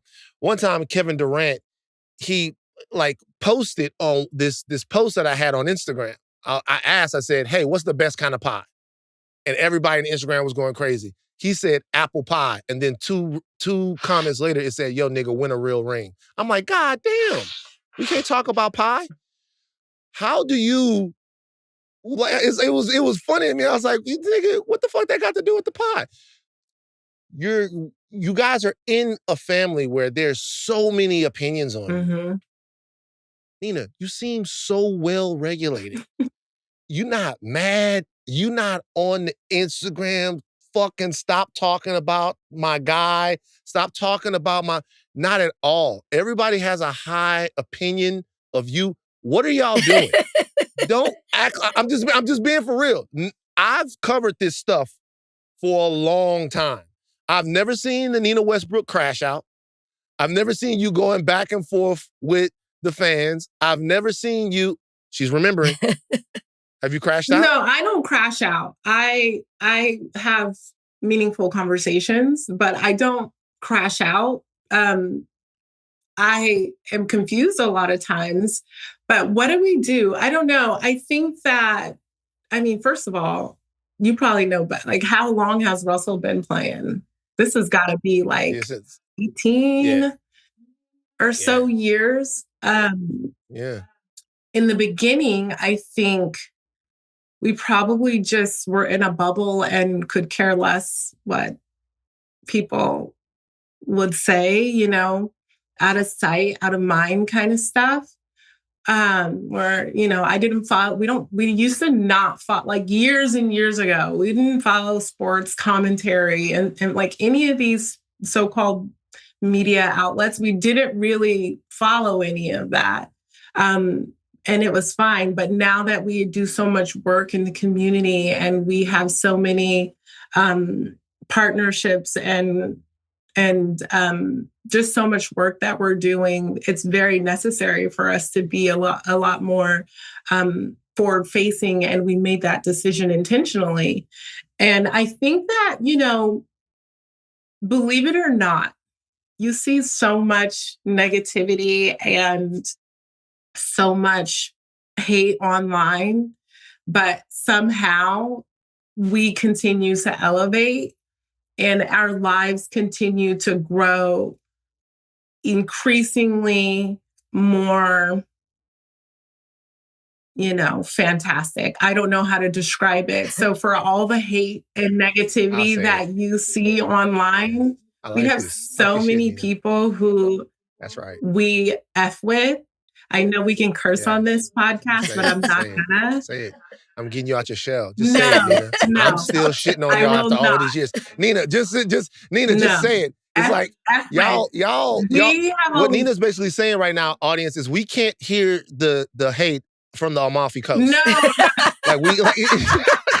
What Nina's saying is it's hard to hear y'all at 35,000 feet, just to let y'all know. What I was saying is that for all the hate that you hear, there's so much more love. Like people that we actually know and we actually care about, Kerry Washington said this on another podcast or morning show or something recently. It's like, when it comes to criticism, you have to love and respect the person whose criticism you're willing to take. Oh, yeah, that was cold. Expectations are really tricky in my house. We don't have them. So not for other people, not for ourselves. It's kind of more like embracing organized chaos and trying to make it happen every single day in small ways, like Nebbi. But I think that overall, what it really comes down to is there's so much love, like internally, despite all of the chaos. And so when you have that core, family group, loved ones, friends, fans, like Russell has some stands. There's some haters, but people go hard for Russell. Shit, yeah. He's not even on social media. He has like 20 something million followers and he's like just hanging out, right? And like, of course. I don't know. I think that that's how we're able to really block out and like, we don't, that kind of stuff doesn't really impact our everyday lives. So it's fine. Doesn't matter. This is why I want them to set me up. This is why I want them. I wish them to set you up with somebody. I know my single friends up. I think that would be really cool. But I mean, you gonna set them up with an athlete? No, I've specifically said no. Well, no athletes? I don't know any. Listen, I'm telling you, I'm very serious about this. I'm not really intertwined. We have great friends. We have great friends that are athletes, and we know lots of really great couples that we hang out together with that are athletes. But that is just not my scene. The app itself. I have almost every wellness app. It's very true. I just go in seasons with wellness app. I'm like Future. I have lots of different options when it comes to wellness apps. You know what I mean? All of them. I've tried it all. The Instagram gets me every time. It's like, hey, you want to learn how to breathe? Here's breatheright.com. I download it. You want to know how it is? It's all of it. I have all of them. They all talk to me. What is the most important thing with engaging with your mental health on the daily? My routine is like Rachel called it sunspotting. I wake up, I walk, I do everything just to stay at baseline. But not everybody is in the situation that I am where they do this type of job. Some people got 30 minutes before they got to be at work and then they can't be on their phone. So if there was only one thing that they could do when they're waking up or when they're going to sleep or throughout the day that the app will help them with, what would be the most important thing to Nina Westbrook? This is really great. This is a great question. I think the thing that sets the app apart is just the simplicity of it and checking in with how you actually feel is enough. And that takes less than 60 seconds. If you do that every day, then even just the understanding of how you're feeling that day can help inform the decisions that you make throughout the rest of your day, whether you're completing tasks or not. Though the tasks are meant to be short and quick, checking in each day is enough to see and witness some some pretty significant change in your behavior. And also, the thing about the app that I love the most is that we're not asking you to go and sift through. Like, it's not the Netflix effect where you're going to go on and you're going to keep on scrolling until you just go to sleep instead of picking something to actually watch. You're going to go on the app, you tell us how you feel, and we're just going to give you the stuff that you need, like the good stuff right away. There's no sifting and trying to keep your attention. We want you to live life outside of the app, not be glued to your phone. And so it's just meant to fit into your daily life in that way. Very simply. Last question for me, and I think it's an important question. You said earlier something that really resonated. Like, when someone asks you how you feel, Rachel said that sometimes she would maybe cheat herself a little bit on actually being able to describe how she's feeling or not get deep into it. But then there's an other side to that. You can ask somebody how they feel and then not be prepared for the answer. Because sometimes people ask me how I feel. I don't go, I'm okay. I go, I'm in the abyss of my emotions today. I woke up this morning and think about the fact that all of this will be gone pretty soon. And one day, everything that I love, it'll all be nothingness. I thought about that. And then I thought, what do I do with this day that has been granted to me? This day that will never exist again. This moment that we're in that will never come again. This place that we're in that will evaporate and be gone to time. How do I best make use of this specific time that only exists in this moment and will never exist again? And I'm pondering that answer right now. And by the time you look back at the person, they go, yo, what the fuck is this nigga talking about? What the hell is going on? The dog is looking at me crazy. She's looking at me crazy. And I'm going, oh, my bad. I'm gonna play the game. So my thing is, when you ask somebody how they're doing, and then the answer comes back, and some people are just in their heads all the time, they're overwhelming themselves, so they overwhelm you with the answer. How do I make it easier for the people in my life? And how does somebody else make it easier for the people in their life who are asking honestly, but might not be prepared for the depth of the answer that returns when they ask that question from a really good place? So that's a really great question. And that happens all the time. And I'm like you. Like, I don't have a lot of time. So when I ask someone how they're doing, like, I'm not doing it for pleasantries. Like, I want to know how you're doing so I can know what I need to be doing as a friend, as a mom, as a wife, or whatever. But the biggest thing that you can do if you're asking someone how they're doing is just be willing to listen. Because a lot of the time we just need to get it out, right? And if you think about journaling, journaling is an exercise meant to just get it all out of your brain and onto a piece of paper so that you're not holding on to it. And there's a really big sense of relief in just letting that information out. So if you ask someone how they're doing and then they go on and explain to you all the things that they have going on in their mind, the best thing that you can do for them in that moment is just listen and be kind. And that goes a really, really long way. You don't have to know exactly what to say back, and you don't have to have an answer. A lot of times people aren't qualified to have an answer to certain questions or feelings that people are sharing. But the one thing that you can do is comfort someone in a time like that. And then if you are if you're the person who's being asked how you feel, I mean, I don't know that you need to do anything or change anything about the way that you're sharing the information. If you want to help the other person, maybe you can just warn them, if you have a moment to listen, I would love to share with you how I'm really feeling.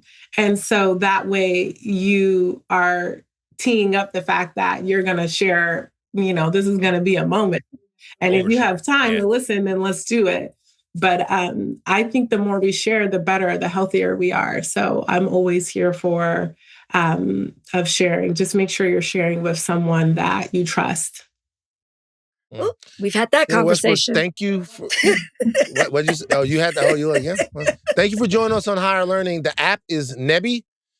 But you have several different things. You have Benny by Nina, which is what explain that to people again. Benny by Nina is a digital wellness community.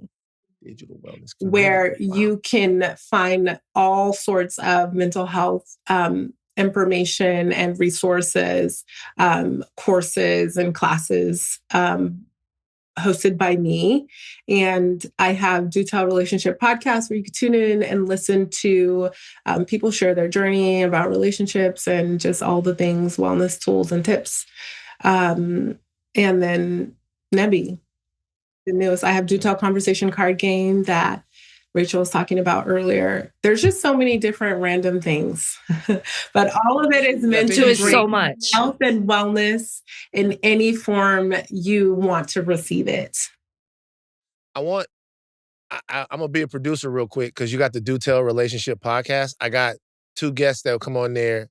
They will come on your podcast because you're Nina Westbrook. You could blow up the podcast right now. This is going crazy. Okay. All right? This is going crazy. Okay, go for it. All right. You have to, even if you have to get other people involved to make this happen, on your podcast right now, get Young Thug and Mariah the Scientist. Oh my God. Get them on the pod. This is a good idea, Nina. See, nobody fucks with I'm it's an not idea a bad man. idea. That's what people don't understand. I would love this is a good idea. You get Young Thug, Mariah the Scientist together on the podcast. Not, because they're gonna sit down pretty soon. Okay. And they're gonna but you get them on the podcast, you get to talk about how it feels, do you hold it down for somebody while they're in jail? Are you responsible for the things that you say while you're on a jail phone because your head is so fucked up, you know what I mean? Like, are you even responsible for that? You could be the one that cracks the code of the entire ride or die chick through the form of Mariah the Scientist. That's for free. This is gonna be terrible.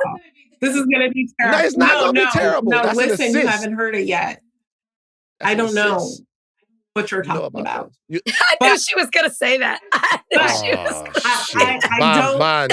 See, this is why I'm not a hip person. I have 3 small children, man. Like I told you I don't pay attention to what's happening.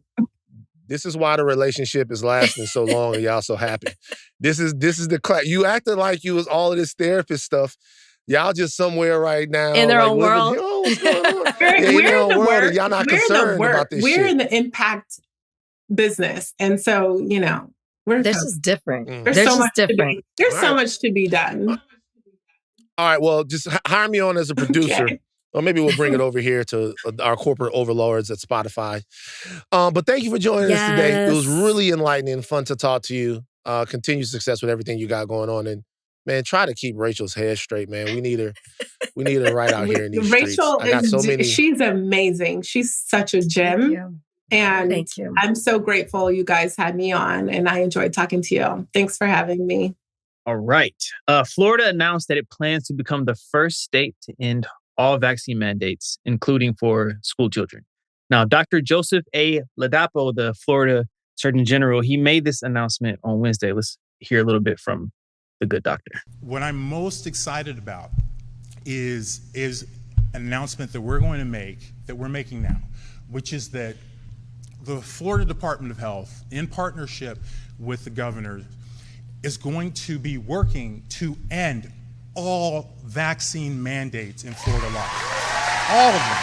All of them. Every last one of them. Every last one of them is wrong and drips with disdain and slavery. Okay? Who am I as a government or anyone else, or who am I as a man standing here now to tell you what you should put in your body? Who am I to tell you what your child should put in your body? I don't have that right. Your body is a gift from God. What you put into your body is because of your relationship with your body and your God. I don't have that right. Government does not have that right. They want you to believe they have that right. And unfortunately, they've been successful. They've been successful. You could tell when he really started to feel himself. You know Where what I do mean? They get these niggas from? All these niggas that they get to do this, they get it. They all look like they in the same family. If you take this guy, Paris Denard, Byron Donald, and they all look like they cousins, or they from the same family. Where do they get these niggas from? Well, he's from Nigeria. Oh wow, daddy. Not born here, which is interesting because when he announced his plans to end all the mandated vaccines in Florida, he said every last one of them is wrong and drips with disdain and slavery. That's when I immediately looked up. I was like, where's he from? Oh. I'm just saying. Well, hold on for a second now. I don't want to get into it. When he made the comment, I immediately was like, Rachel, you standing up for the FDA because it's right such now? It's such a ludicrous comment to make that I feel like no one, first off, we wouldn't support this, right. But to compare a vaccine mandate to slavery, I said, oh, you're not from here. And he's not. And I'm not saying everybody not from here make that statement. It just was interesting. It's just something to note because it is such a wild comment to make. No, I was saying before, I could tell when he started to feel himself. He got a couple of claps. He got a couple of cheers.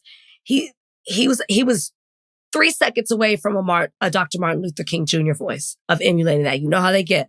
You know how that happens. Started feeling himself just a little bit. What do I think about this? Okay. It's always interesting, the back and forth.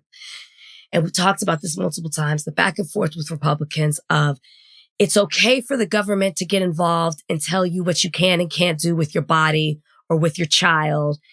And then it's not okay. You know, they use this and throw this all the time, whether it's religion, whether it's reproductive rights, education. They want the government involved and then they want to tell the government not to be involved. So the whole thing, when I'm listening to this man talk, this doctor talk about we shouldn't be telling you what to do. It should be your choice.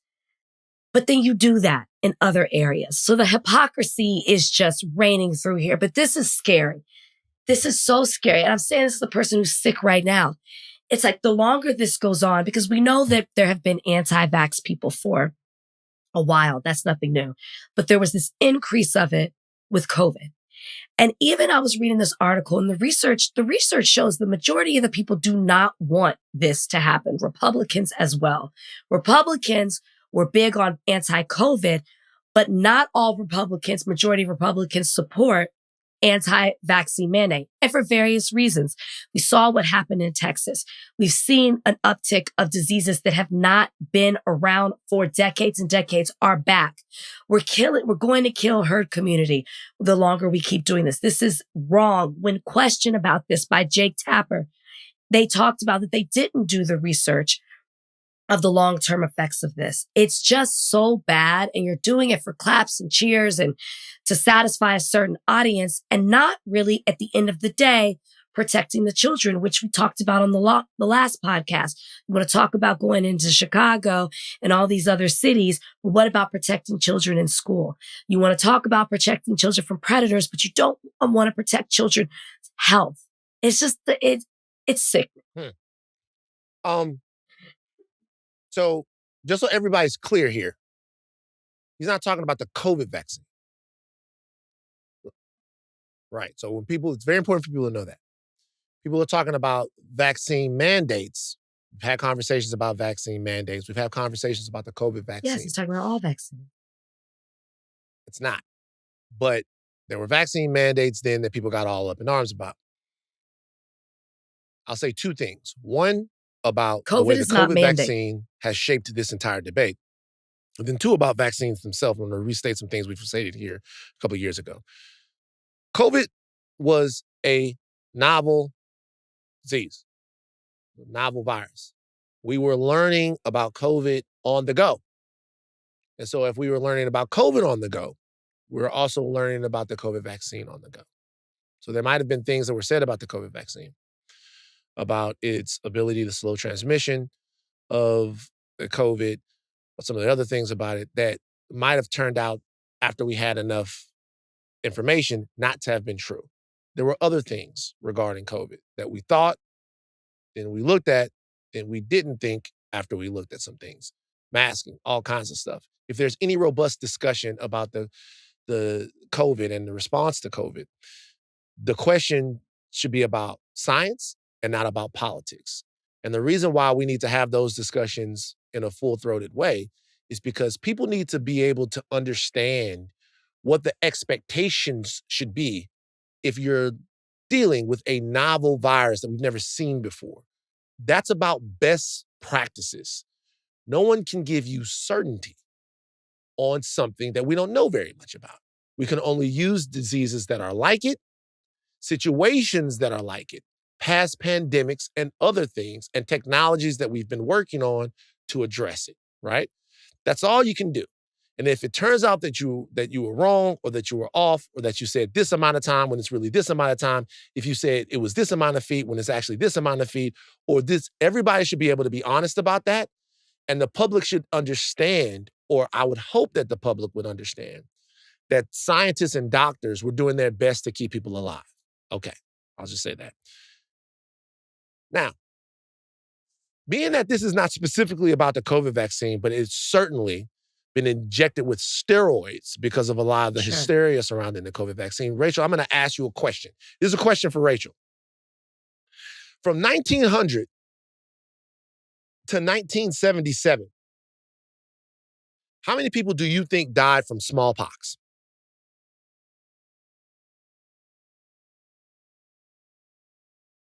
Give me a guess.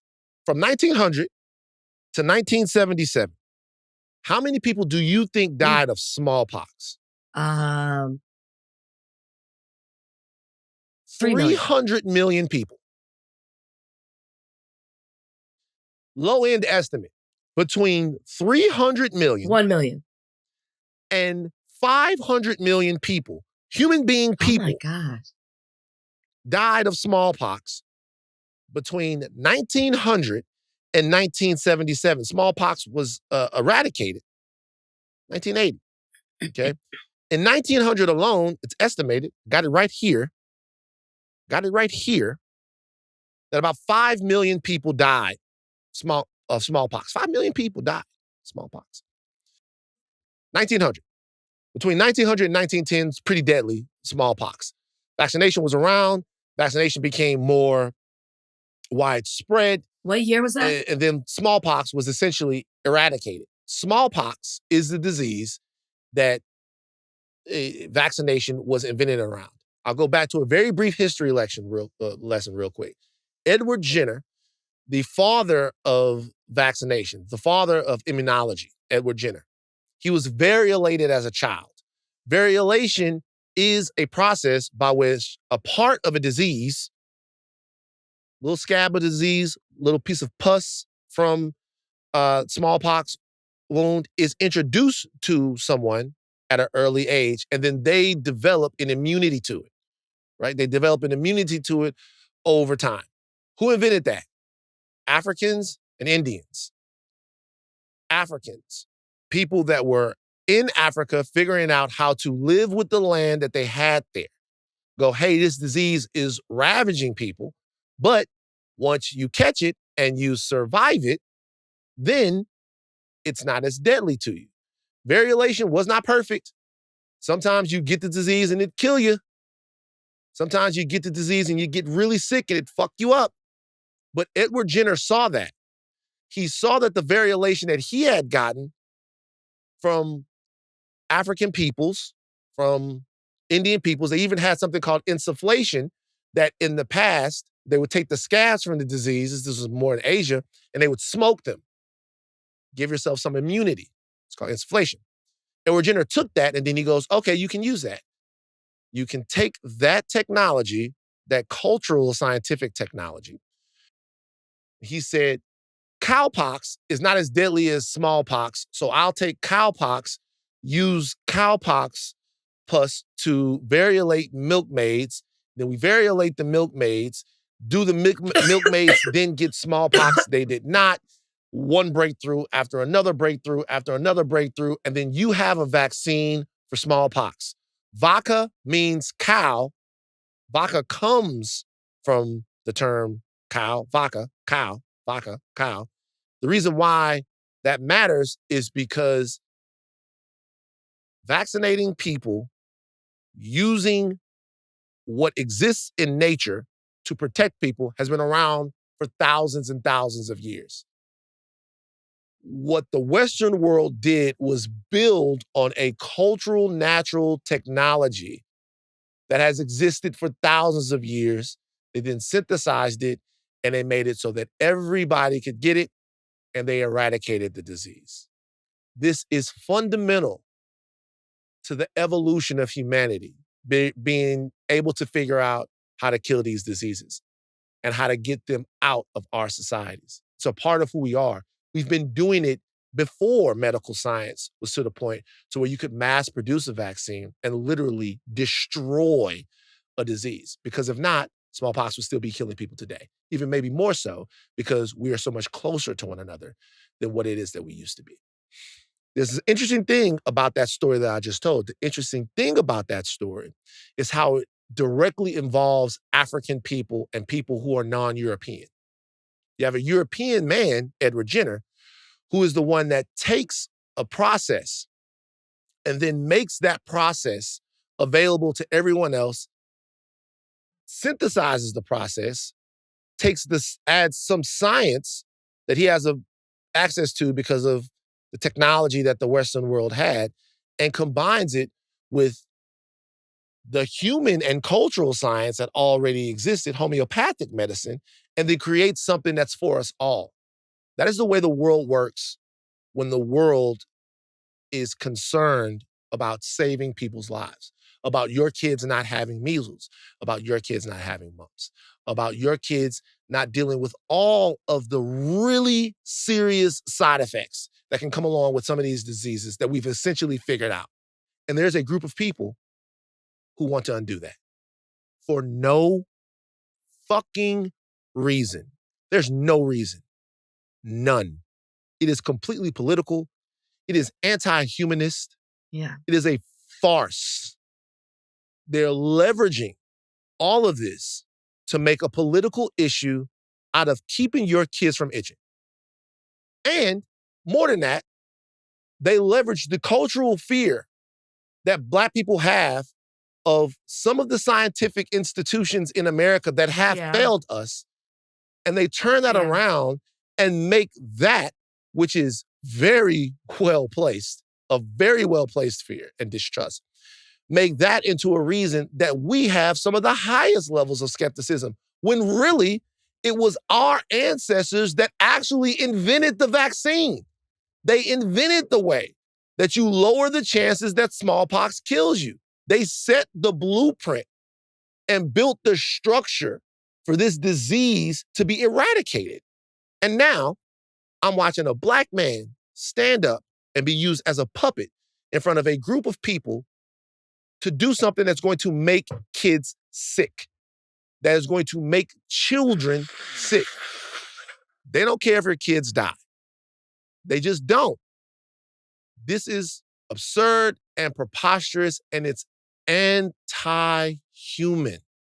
So I just wonder, what is it going to take for someone to look at their child and put the health of their child over what the Trump wing or RFK wants? What is it going to take for you to say, I don't want my kid to get measles?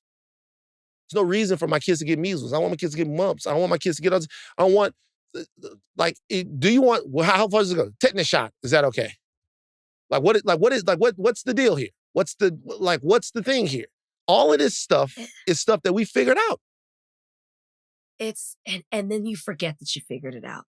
That's what it is. Like when I hear you say the numbers, people feel so far removed and detached, feel like we've made so many advances and don't realize how we've made those advances to get where we are, that they're undoing decades and decades of work, or built up immunity, and all the things that you just named that you beautifully laid out.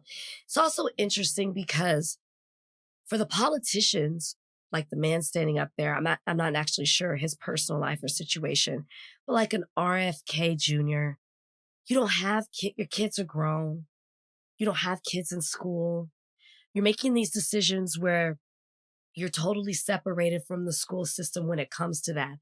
I wonder if you would feel the same way if you had kids or grandkids in school. I wonder if it would be the same school of thought. It's really like, I don't even have much to add after the way you just laid that out. But you ask what it's going to take. It's not even going to take the child getting measles. It's going to take the worst thing happening for it to hit. People don't feel like they need to act until they're directly impacted by a situation. Even learning about what happened in West Texas and kids dying and how many people were impacted by it, and 1 out of 5 kids that were impacted, I think they weren't vaccinated. I think that's a statistic. Check that, Donnie, for me. It still feels so far away from what you're doing. And it may not even happen in this lifetime, but they don't even think about how it will affect the lifetime after. Your children, their grandchildren, your great-grandchildren, they don't even think of it that way. They're thinking about it right now, and it seems so far removed that they can't grasp the gravity of the situation. It's almost the same thing. We're so far removed of where we were when millions and millions and hundreds of million people were dying. They can't correlate the two and think about it happening again because they're removed from it. It's tough. It's tough. Very upsetting. Glaze of the week, glaze of the week. You're on somebody's meat. It's the glaze of the week, glaze of the week, glaze of the week. You're sucking dick. Glaze of the week is easy this week. We took a couple of weeks off with it. Neymar. You know who Neymar is? He plays soccer. I do. You like him? I do. I don't really follow soccer, but I do know who Neymar Kicks is. the ball. He must kick the ball really well. He does. He's got to kick the ball pretty well. Because somebody left him $1 billion because he kicks the ball. You on a nigga dick. I'm sorry. I'm sorry, bro. So it's a Brazilian businessman. He died at 31. He left all his worldly possessions to Neymar. It's $1.1 billion. Neymar is worth $450 million. The man was reportedly single with no children. And the billionaire chose Neymar because he identifies Neymar on a personal level. Soccer star's close relationship with his father, Neymar Sr., is said to be the inspiration behind the billionaire's decision, since it reminds him of his own late father. This is dick riding. I'm sorry. A lot of people might look at this and they might say, hey, you know, this is a beautiful story. This guy looked at someone that he identified with and he decided to leave him a lot of money because he likes the way Neymar kicks the ball all over. He kick the ball, run after the ball. He runs and he kicks. He left him $1 billion. You guys, we have to address the dick riding because in this case right here, it cost. I'm sorry for this man's life. 31, that's not enough years. Brazil could have used that $1 billion to fix up some of the favelas, all kinds of stuff. Think about what the $1 billion could do, man. You could take the $1 billion and put it all kinds of places. You could build all kinds of schools. You could build all kinds of hospitals. You could do so much with the $1 billion if you don't have anybody to leave the $1 billion to. You could do so much with it. You could give the $1 billion to me, and then I would then go out and then I would do what you do with money and just give it away. You could give the $1 billion away. You could have given the $1 billion to somebody who would then have taken the $1 billion and done good with it and helped people, but you left it to a nigga who kicks the ball. He kicks the ball and you like it. And you gave him $1 billion when he's already up $500 million. You're dick riding. I'm sick of it. I can't make people stop dick riding, and it's bothering me. And when I saw this story, my blood boiled. Good for Neymar. Maybe he'll take the $1 billion and do something great with it. The guy from The Simpsons died, and he left $150 million to the doggies of the world. And I fucking loved that because at least he had something in mind for what to do with this money when he was no longer here. This guy said, I want to leave the money. to a kicker of the ball. Now, look, there could be something else going on here. Maybe these guys have a relationship that I'm not rightly aware of. Who knows? I have no clue. No, they're saying he's a stranger. They say it seems like he just wanted Neymar to know who this he is one of It's the like his dying greatest wish. dick rides I've ever seen before. This is crazy. What are we going to do, Rachel? What can we do here at Higher Learning? Donnie, Ashleigh, all hands on deck. What can we do here at Higher Learning to stop this obsession with celebrity, this obsession with people we don't even know? What can we do to stop the dick riding, man? What can we do? Well, we both done some of our part, right? We left media outlets that perpetuate this kind of, that glorify this. They glorify Well, we weren't, I can tell you, if all the things at TMZ I can say, TMZ was not a dick riding outlet. Well, they dick rode I didn't some. say they were dick riding. I said glorifying celebrity. Some. The constant attention that is given to celebrity, every little detail of their life, the glorification of it perpetuates it. We both are guilty of that. We left I it. will say this. Best thing we could do is ignore it. The obsession is one thing, but we never glorified.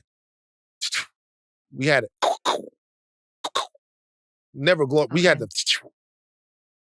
Well, the obsessive attention, the obsessive nature of documenting every single thing people do. Because it leads to dick riding, right? It's the gateway. Absolutely. To dick riding. You make these people more important than they are. Look, guys, this guy had $1 billion. He can do with his money what he wants to do with it. Just say this to be clear. He can do whatever he wants to do with the money. All right. And also, just to be honest with you guys, I was tired of giving the Glaze of the Week to the Republicans. You could give it to them every week. You could give it to them every week. You could give Glaze of the Week to the Republicans everywhere. I've never seen anything like it before in my life. Like Trump goes into a cabinet meeting, puts his dick on the table, and then everybody else takes turns just licking it. I've never seen anything like it before in my life. Mr. Trump, I tell you what, if there was no Tony Stark, you would be Iron Man. You fly around in the suit, you stop Thanos, you have given your entire life to setting this universe back on the right path, and we love you for it, Mr. Trump. Every single person, I've never seen it. He took the tech gods, all of the tech gods, and made them into dick riders. Yeah, he did, man. He did. It's out of control. It's out of control. I get it. I get you being so upset by it. It's disgusting. Now we contradict ourselves because we're going to talk about celebrity stuff. Donnie? We are. We are. Yeah, Young Thug. By the way, just let you know, just before we move on, before Donnie says this, it's not like we never, sometimes you dick ride. Sometimes it happens. Like you dick ride people. Sometimes it happens. Sometimes you find yourself on somebody's dick. You're like, damn, I'm on a dick. Well, it's kind of like, some like a really important black man hit me up a couple of weeks ago. Hit me up to just reach out and say, hey, I like what you're doing. And I say, thank you, legend. That legend was a dick ride. I caught myself. That legend, that was a dick ride. No reason to call him a legend. Who was it? I'm not talking about that. Okay? I'm not talking about that. But that legend part, it's a dick ride. But I caught it in the moment. I went, you know what? I even said it to him. I'm like, this was a dick ride, and this will never happen again. I said this. We don't dick ride in Baton Rouge. Donnie? Okay. We don't. We don't dick ride in Baton Rouge. Young Thug, there's been like leak after leak after leak of jail phone calls between him and Mariah the Scientist and other people. In these leaks, you've got him calling out rappers, including Future, J. Cole, Andre 3000, Kendrick Lamar, and Glorilla. And he also speaks on his infidelity. He appeared on Perspectives with a Bank to kind of clear the air on some of the stuff that's been happening. So listening to people tell you like, well, you the wizard. You ain't going to prison. And then you got to understand, man, I was in jail 3 years, bro. Like I was praying 3 whole years. At some point, I started thinking like the prayers ain't working. You got to understand that too. Like I'm going through shit every day. I'm looking at my best friend, them do what they do. I'm looking at this. I'm looking at certain shit. And it's making me feel how I'm feeling. Like I ain't never been a nigga to pillow talk. I ain't never been a nigga to talk about nobody else in my life on the phone with nobody else. I never been that type of nigga. These last few days, I've been sitting around like, what the fuck was I thinking? Like, what I was doing? I appreciate you saying that. I think I was just so fucked up and I just felt like it was just over, like, I'm just sitting in jail 24 hours on 23 and 1. I'm in a cell 23 hours. Like, at this point, I'm just like, man, I don't give a fuck. Life it ain't what I'm thinking it is. Like, I'm just talking. At this point, I'm just talking. At this point, I'm just holding conversations with my girl. But the crazy part is, all these conversations that I had on the phone, I also had with the same niggas who I was talking about on the phones. So that's why it don't seem weird between us, me and them. Because I done held these same conversations with Wham. I done held these same conversations with Savage. How I feel about him. How I feel about Wham. How I feel about this. How I feel about every situation. We talk like men. We brothers. We talk. They tell me how they feel about certain things. That's not So true. we all aligned. We won. We what we is. But you got to understand, like, my standpoint. I'm locked up. Nigga, I'm on the phone talking to my girl every day. This is the only person I'm talking to on the phone. This is the only person that I can talk to. All right. Did you listen to the interview, Rachel? Did you see it? It was 3 hours. Yeah, No. fuck with it. I listened to it. Watched it. First thing I have to say, bravo to Bank. This is some of the best IRL OGing that I've seen. Bravo to Bank. Look, there's some things that are going viral right now that Thug said that are all fucked up. Obviously, some homophobic stuff that Thug said that's going viral, all fucked up. Obviously, Thug is not the guy that I would think would have those types of thoughts based upon the fact that he's been very gender fluid. In the past, I wouldn't have thought that he even looked at things like that. But when I watch the interview itself, I gotta give props, man, because Bank held Thug accountable. He tried to humanize Thug at the beginning of the interview. And I really felt like this is exactly the type of interview that I was talking about last week, something that got to the heart of what the actual artist was going through. So the interview was fantastic. I really enjoyed it. Thought it was fantastic, terrific, whatever adjective you want to use. Great for Bank. What do you think about all the Thug stuff? Is it fair to take private recordings of someone? No. It's not. Go for it.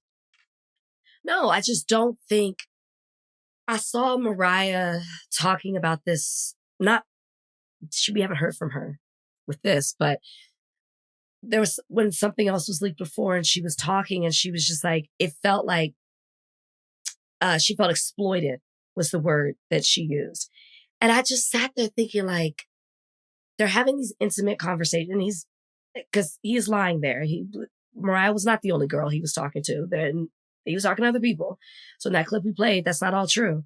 But I just kept thinking, I couldn't imagine the guy that I'm into, somebody recording every single detail or our whole conversation and then having the public pick it apart. That's such an invasion of privacy. Like, I just could not imagine it. And it's so wrong. And I feel wrong even listening to it. Because I didn't listen to the interview, but like, I went down a dark hole trying to listen to every single recording that was leaked. So, and it just felt wrong. And I did it for the sake of, we were gonna talk about this. But the more I got into it, the more I was like, this is not right. And I'm not saying I agree with, I'm taking up for Thug, Young Thug, and agreeing with the things that he was talking about. But it feels so wrong that we were privy to those private conversations. And that they just keep coming out and keep coming out. Do you know why they keep coming out? Who's leaking them? I don't even know who's leaking them. Well, I guess this is my question. You know, these are jail calls. Yes, I know they're jail calls. So you ever been on the phone with somebody that's in jail? All right. It's funny. This is very funny. It's with a group of guys as they're watching the games. These are white. And I went around the room asking them, yo, have you ever been on the phone with somebody that is incarcerated? No. I'm talking about these guys are older guys. They're like, no, never. Never been on the phone in life with somebody that's calling from a jail or a prison.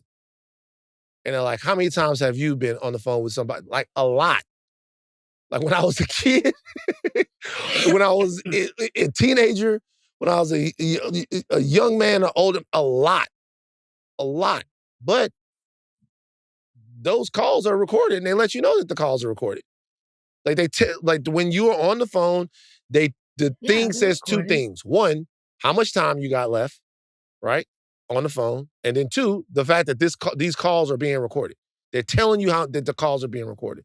So they're private-ish calls because No, you know they're not. He addresses it. You know, he says that's why he can't talk to certain people on the phone because they're going to say the wrong thing. We know that. Right.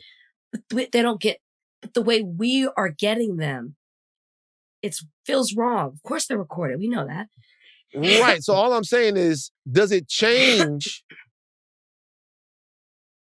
Does your estimation of that? Young Thug wasn't bugged. No one like skirted his privacy in any way. He was talking on a recorded phone line. And he said all of these things. Now, that doesn't change his mentality and his mindset. Maybe he's thinking, I'm on the phone, I'm good. But he's talking. It's almost like, I mean, we're talking right now for public consumption, right? But if I'm on a Zoom call with a whole bunch of people and all of that stuff, and the Zoom is being recorded, then whether or not I expect that Zoom to be released or not, if I say certain things, it's kind of like, it put me in a weird space. I didn't know whether or not he should have expected this or whether or not this is on him. Like, what's the deal? I think he thought, as long as I don't say anything incriminating, I'm just going to talk. Just going to talk my shit. Which is why he didn't want family members or whatever. He didn't want anybody saying anything that's going to incriminate him. I do not think he was thinking, if I gossip, that's going to come out. Yeah. Because why would somebody put it out that I was gossiping? Like, we don't get gossip calls necessarily from jail. It's like the incriminating stuff, right? The stuff that they can use against him in a court of law. Not him talking about the aesthetic of somebody or somebody on an album or whatever, or the way they are in the music business and stuff like that. I think the question a lot of people have was he talking like this because he thought he was never physically getting out of jail, and his mind was just and he's watching all these other people live this life, knowing things about them or not knowing, and he's just hating on them from jail. And he has this mindset because of the place that he's in. Like he said, I'm in there 23 hours, only see 1 hour of daylight. Or has he always been this way?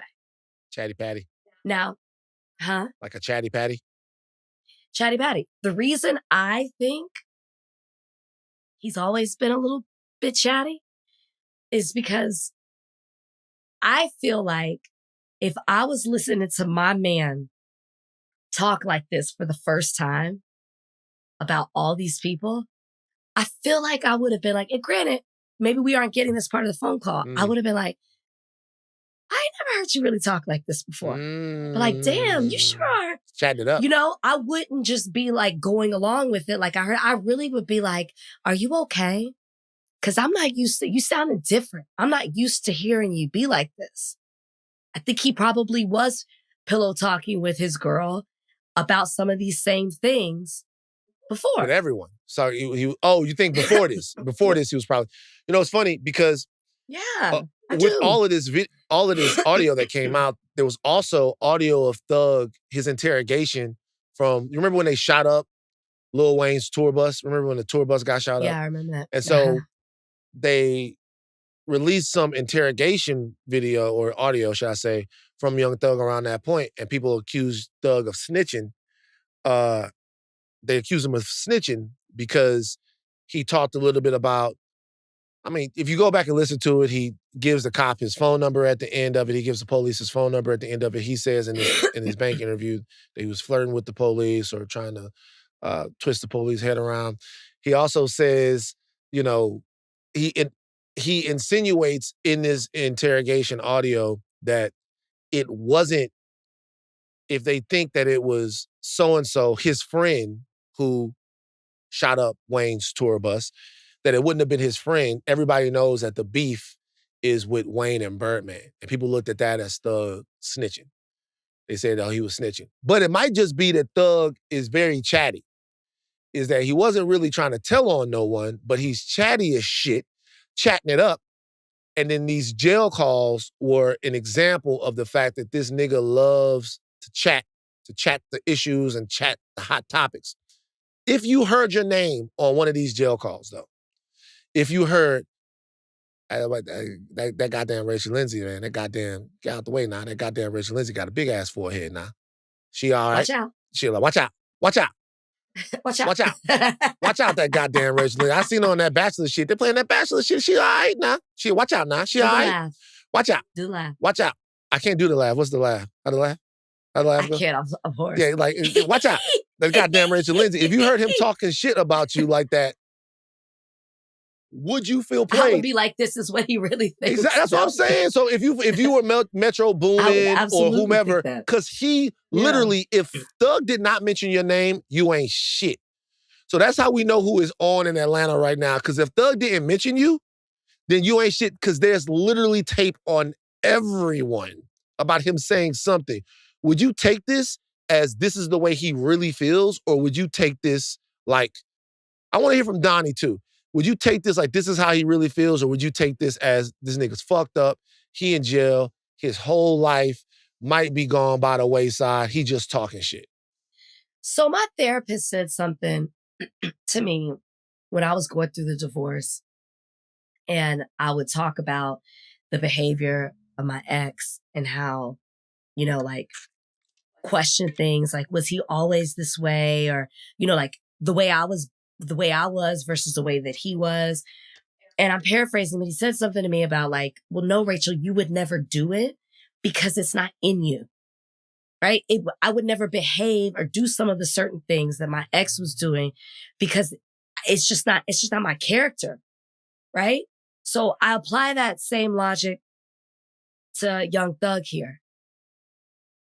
It's in him to say the things, to talk this way and say the things. It's not just the situation that he's in, the situation. So even if he had never said these things, these thoughts are in him. And he's saying it for whatever situation. Maybe thought he was never getting out. Yeah. Maybe he's hating seeing people live their life. It's in him. This is who he is. So if I'm listening to it and I hear my name, this is how he feels. Now, he may have thought it and never said it because he was in a different situation. Now he's saying it out loud. Doesn't matter. This is how he feels. That's what I believe. Have you ever... And the situation brought it out of him. Have you ever expressed a thought to someone else about somebody else that you did not want the person that you were talking about to hear? Talking behind somebody's back, of course. Okay. So I guess what I'm saying is that, does that mean you're frustrated with somebody, you're talking about them to somebody else? Does that necessarily mean that those are your 100% thoughts? Well, what else is it, right? If I'm talking about a friend, if I'm saying something about somebody and I'm frustrated, and then I go it's the way you feel. Talk about their career or their, you know, what they're wearing or whatever it may be, like I really felt that. And my frustration, the way the environment or whatever I'm feeling is making me express it rather than keeping that in. But at the end of the day, it's still a thought. It still was it's still how you feel. Yeah. It's just a matter of whether does somebody know it or do they not know it? Yeah. Yeah. Like, I guess the question, Donnie, do you hold somebody accountable for things that they say that they didn't necessarily want somebody else to hear about them? Yeah, I think so. Just like Rachel said, these like thoughts aren't.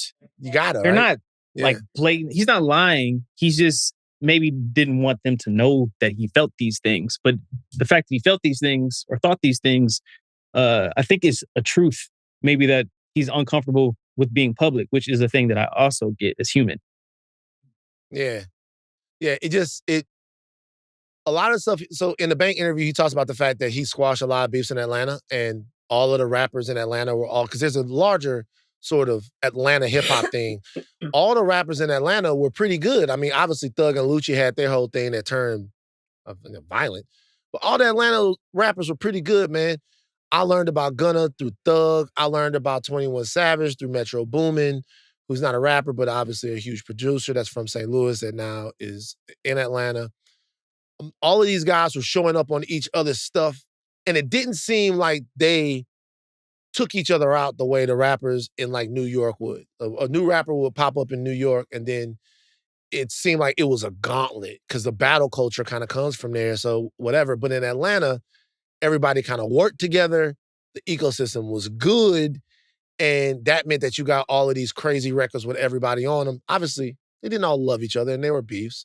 But now it seems like that might be dead forever. And I wonder if that means that Atlanta is no longer the capital of hip hop now.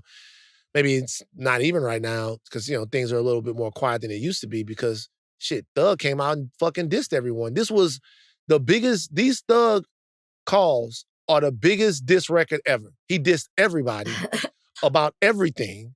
Everything. He dissed the way they look, the way they rap, the way they sell, about everything. He dissed everyone. Everyone. Somebody should put it to a beat, and this would be the craziest diss record ever. Thug just dissed the whole fucking city. He dissed everybody.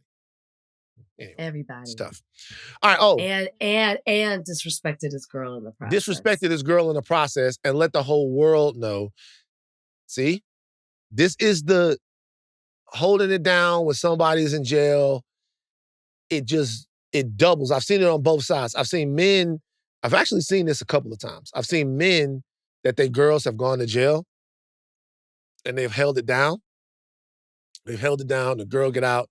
She leave them, whatever. Seen it more with women. And just having that relationship with somebody when they're incarcerated and them coming out and them doing you wrong, it's just I've seen it really fuck with people's heads. Like in a real way. Really fuck with people. I mean, I could see it. Yeah. I could see it. We gotta go to the guy who called me. To the guy who called me and was talking to me about Young Thug and said, you know how things are where we're from. Say real quick to all of the homies and all of the guys out there, the black men out there. You are not a street nigga. You're not. Okay? The street nigga thing we gotta put some limits on it, okay? You're not a street nigga. You're not a street nigga at all. And when I say you, I'm talking to you. Whoever you are, you ain't no street nigga, goddammit. All right? Somebody breaks into your fucking car, you're gonna call the police because you have to for the insurance. You're not street nigga. You're not gonna tool up and go out there and you don't do these things. No, you feel like you're a street nigga. I know you feel that way because you got harassed by the cops. The street niggas got harassed by the cops. You grew up in the neighborhood. The street niggas was in the neighborhood. I know it feels like you're a street nigga, but you're not one. Stop using this to litigate your streetness. You're not a street nigga. You wake up, you go to job. Street is a choice. You didn't make that choice. Why does everybody want to be a street nigga? It does not seem like very much fun at all. It seems like if you're a street nigga and the police go, hey, what are you doing? And you go, nothing. Snitch. Rat. You wear a rat jacket, snitch jacket. It seems like being a street nigga means you have to kill people that have lightly disrespected you. It seems like it means you can't have a regular job. Like you can't do you can't wear, I remember when Jay-Z wore flip-flops on the beach. Jay-Z wore flip-flops on the beach and the streets were outraged. DMX was outraged. Rest in peace, DMX. DMX was outraged that Jay-Z wore, I've never felt more connected to Jay-Z. Jay-Z said, nigga, I'm on the beach. It's 400 degrees. If I gotta wear Timbs on the beach, if that means I ain't street of hip hop, then I'm not street of hip hop. Being a street nigga feels so fucking fraught. And I know it is. And I'm not hating on the lifestyle. It's a lifestyle that people put on you guys. But why do people want to do that? It doesn't seem like it's all that awesome to me. I seen it. Uncle street niggas, they're all gone. Friend street niggas, they're in jail. Now, there are times where it looked fun. I'm not gonna bullshit you. If you ever been in the club with a street nigga, in the strip club with a street nigga, or another place, it does seem like it's fun. Hey, y'all, we ballin', blah, blah, blah, blah, blah, blah, blah. Then you leave and he pulled over by the police. You go home, you go to sleep. I don't know. Rachel, you like street niggas. Well, who said that? I know you do. You look like the type. No. I'm 40 years old. No, not now. I do not like. You ever dated any street niggas? Have you ever been anybody's Mariah the Scientist? Rachel the Scientist. What you have? No. Never? I didn't hold it down. But did I said, oh, okay, you got caught up.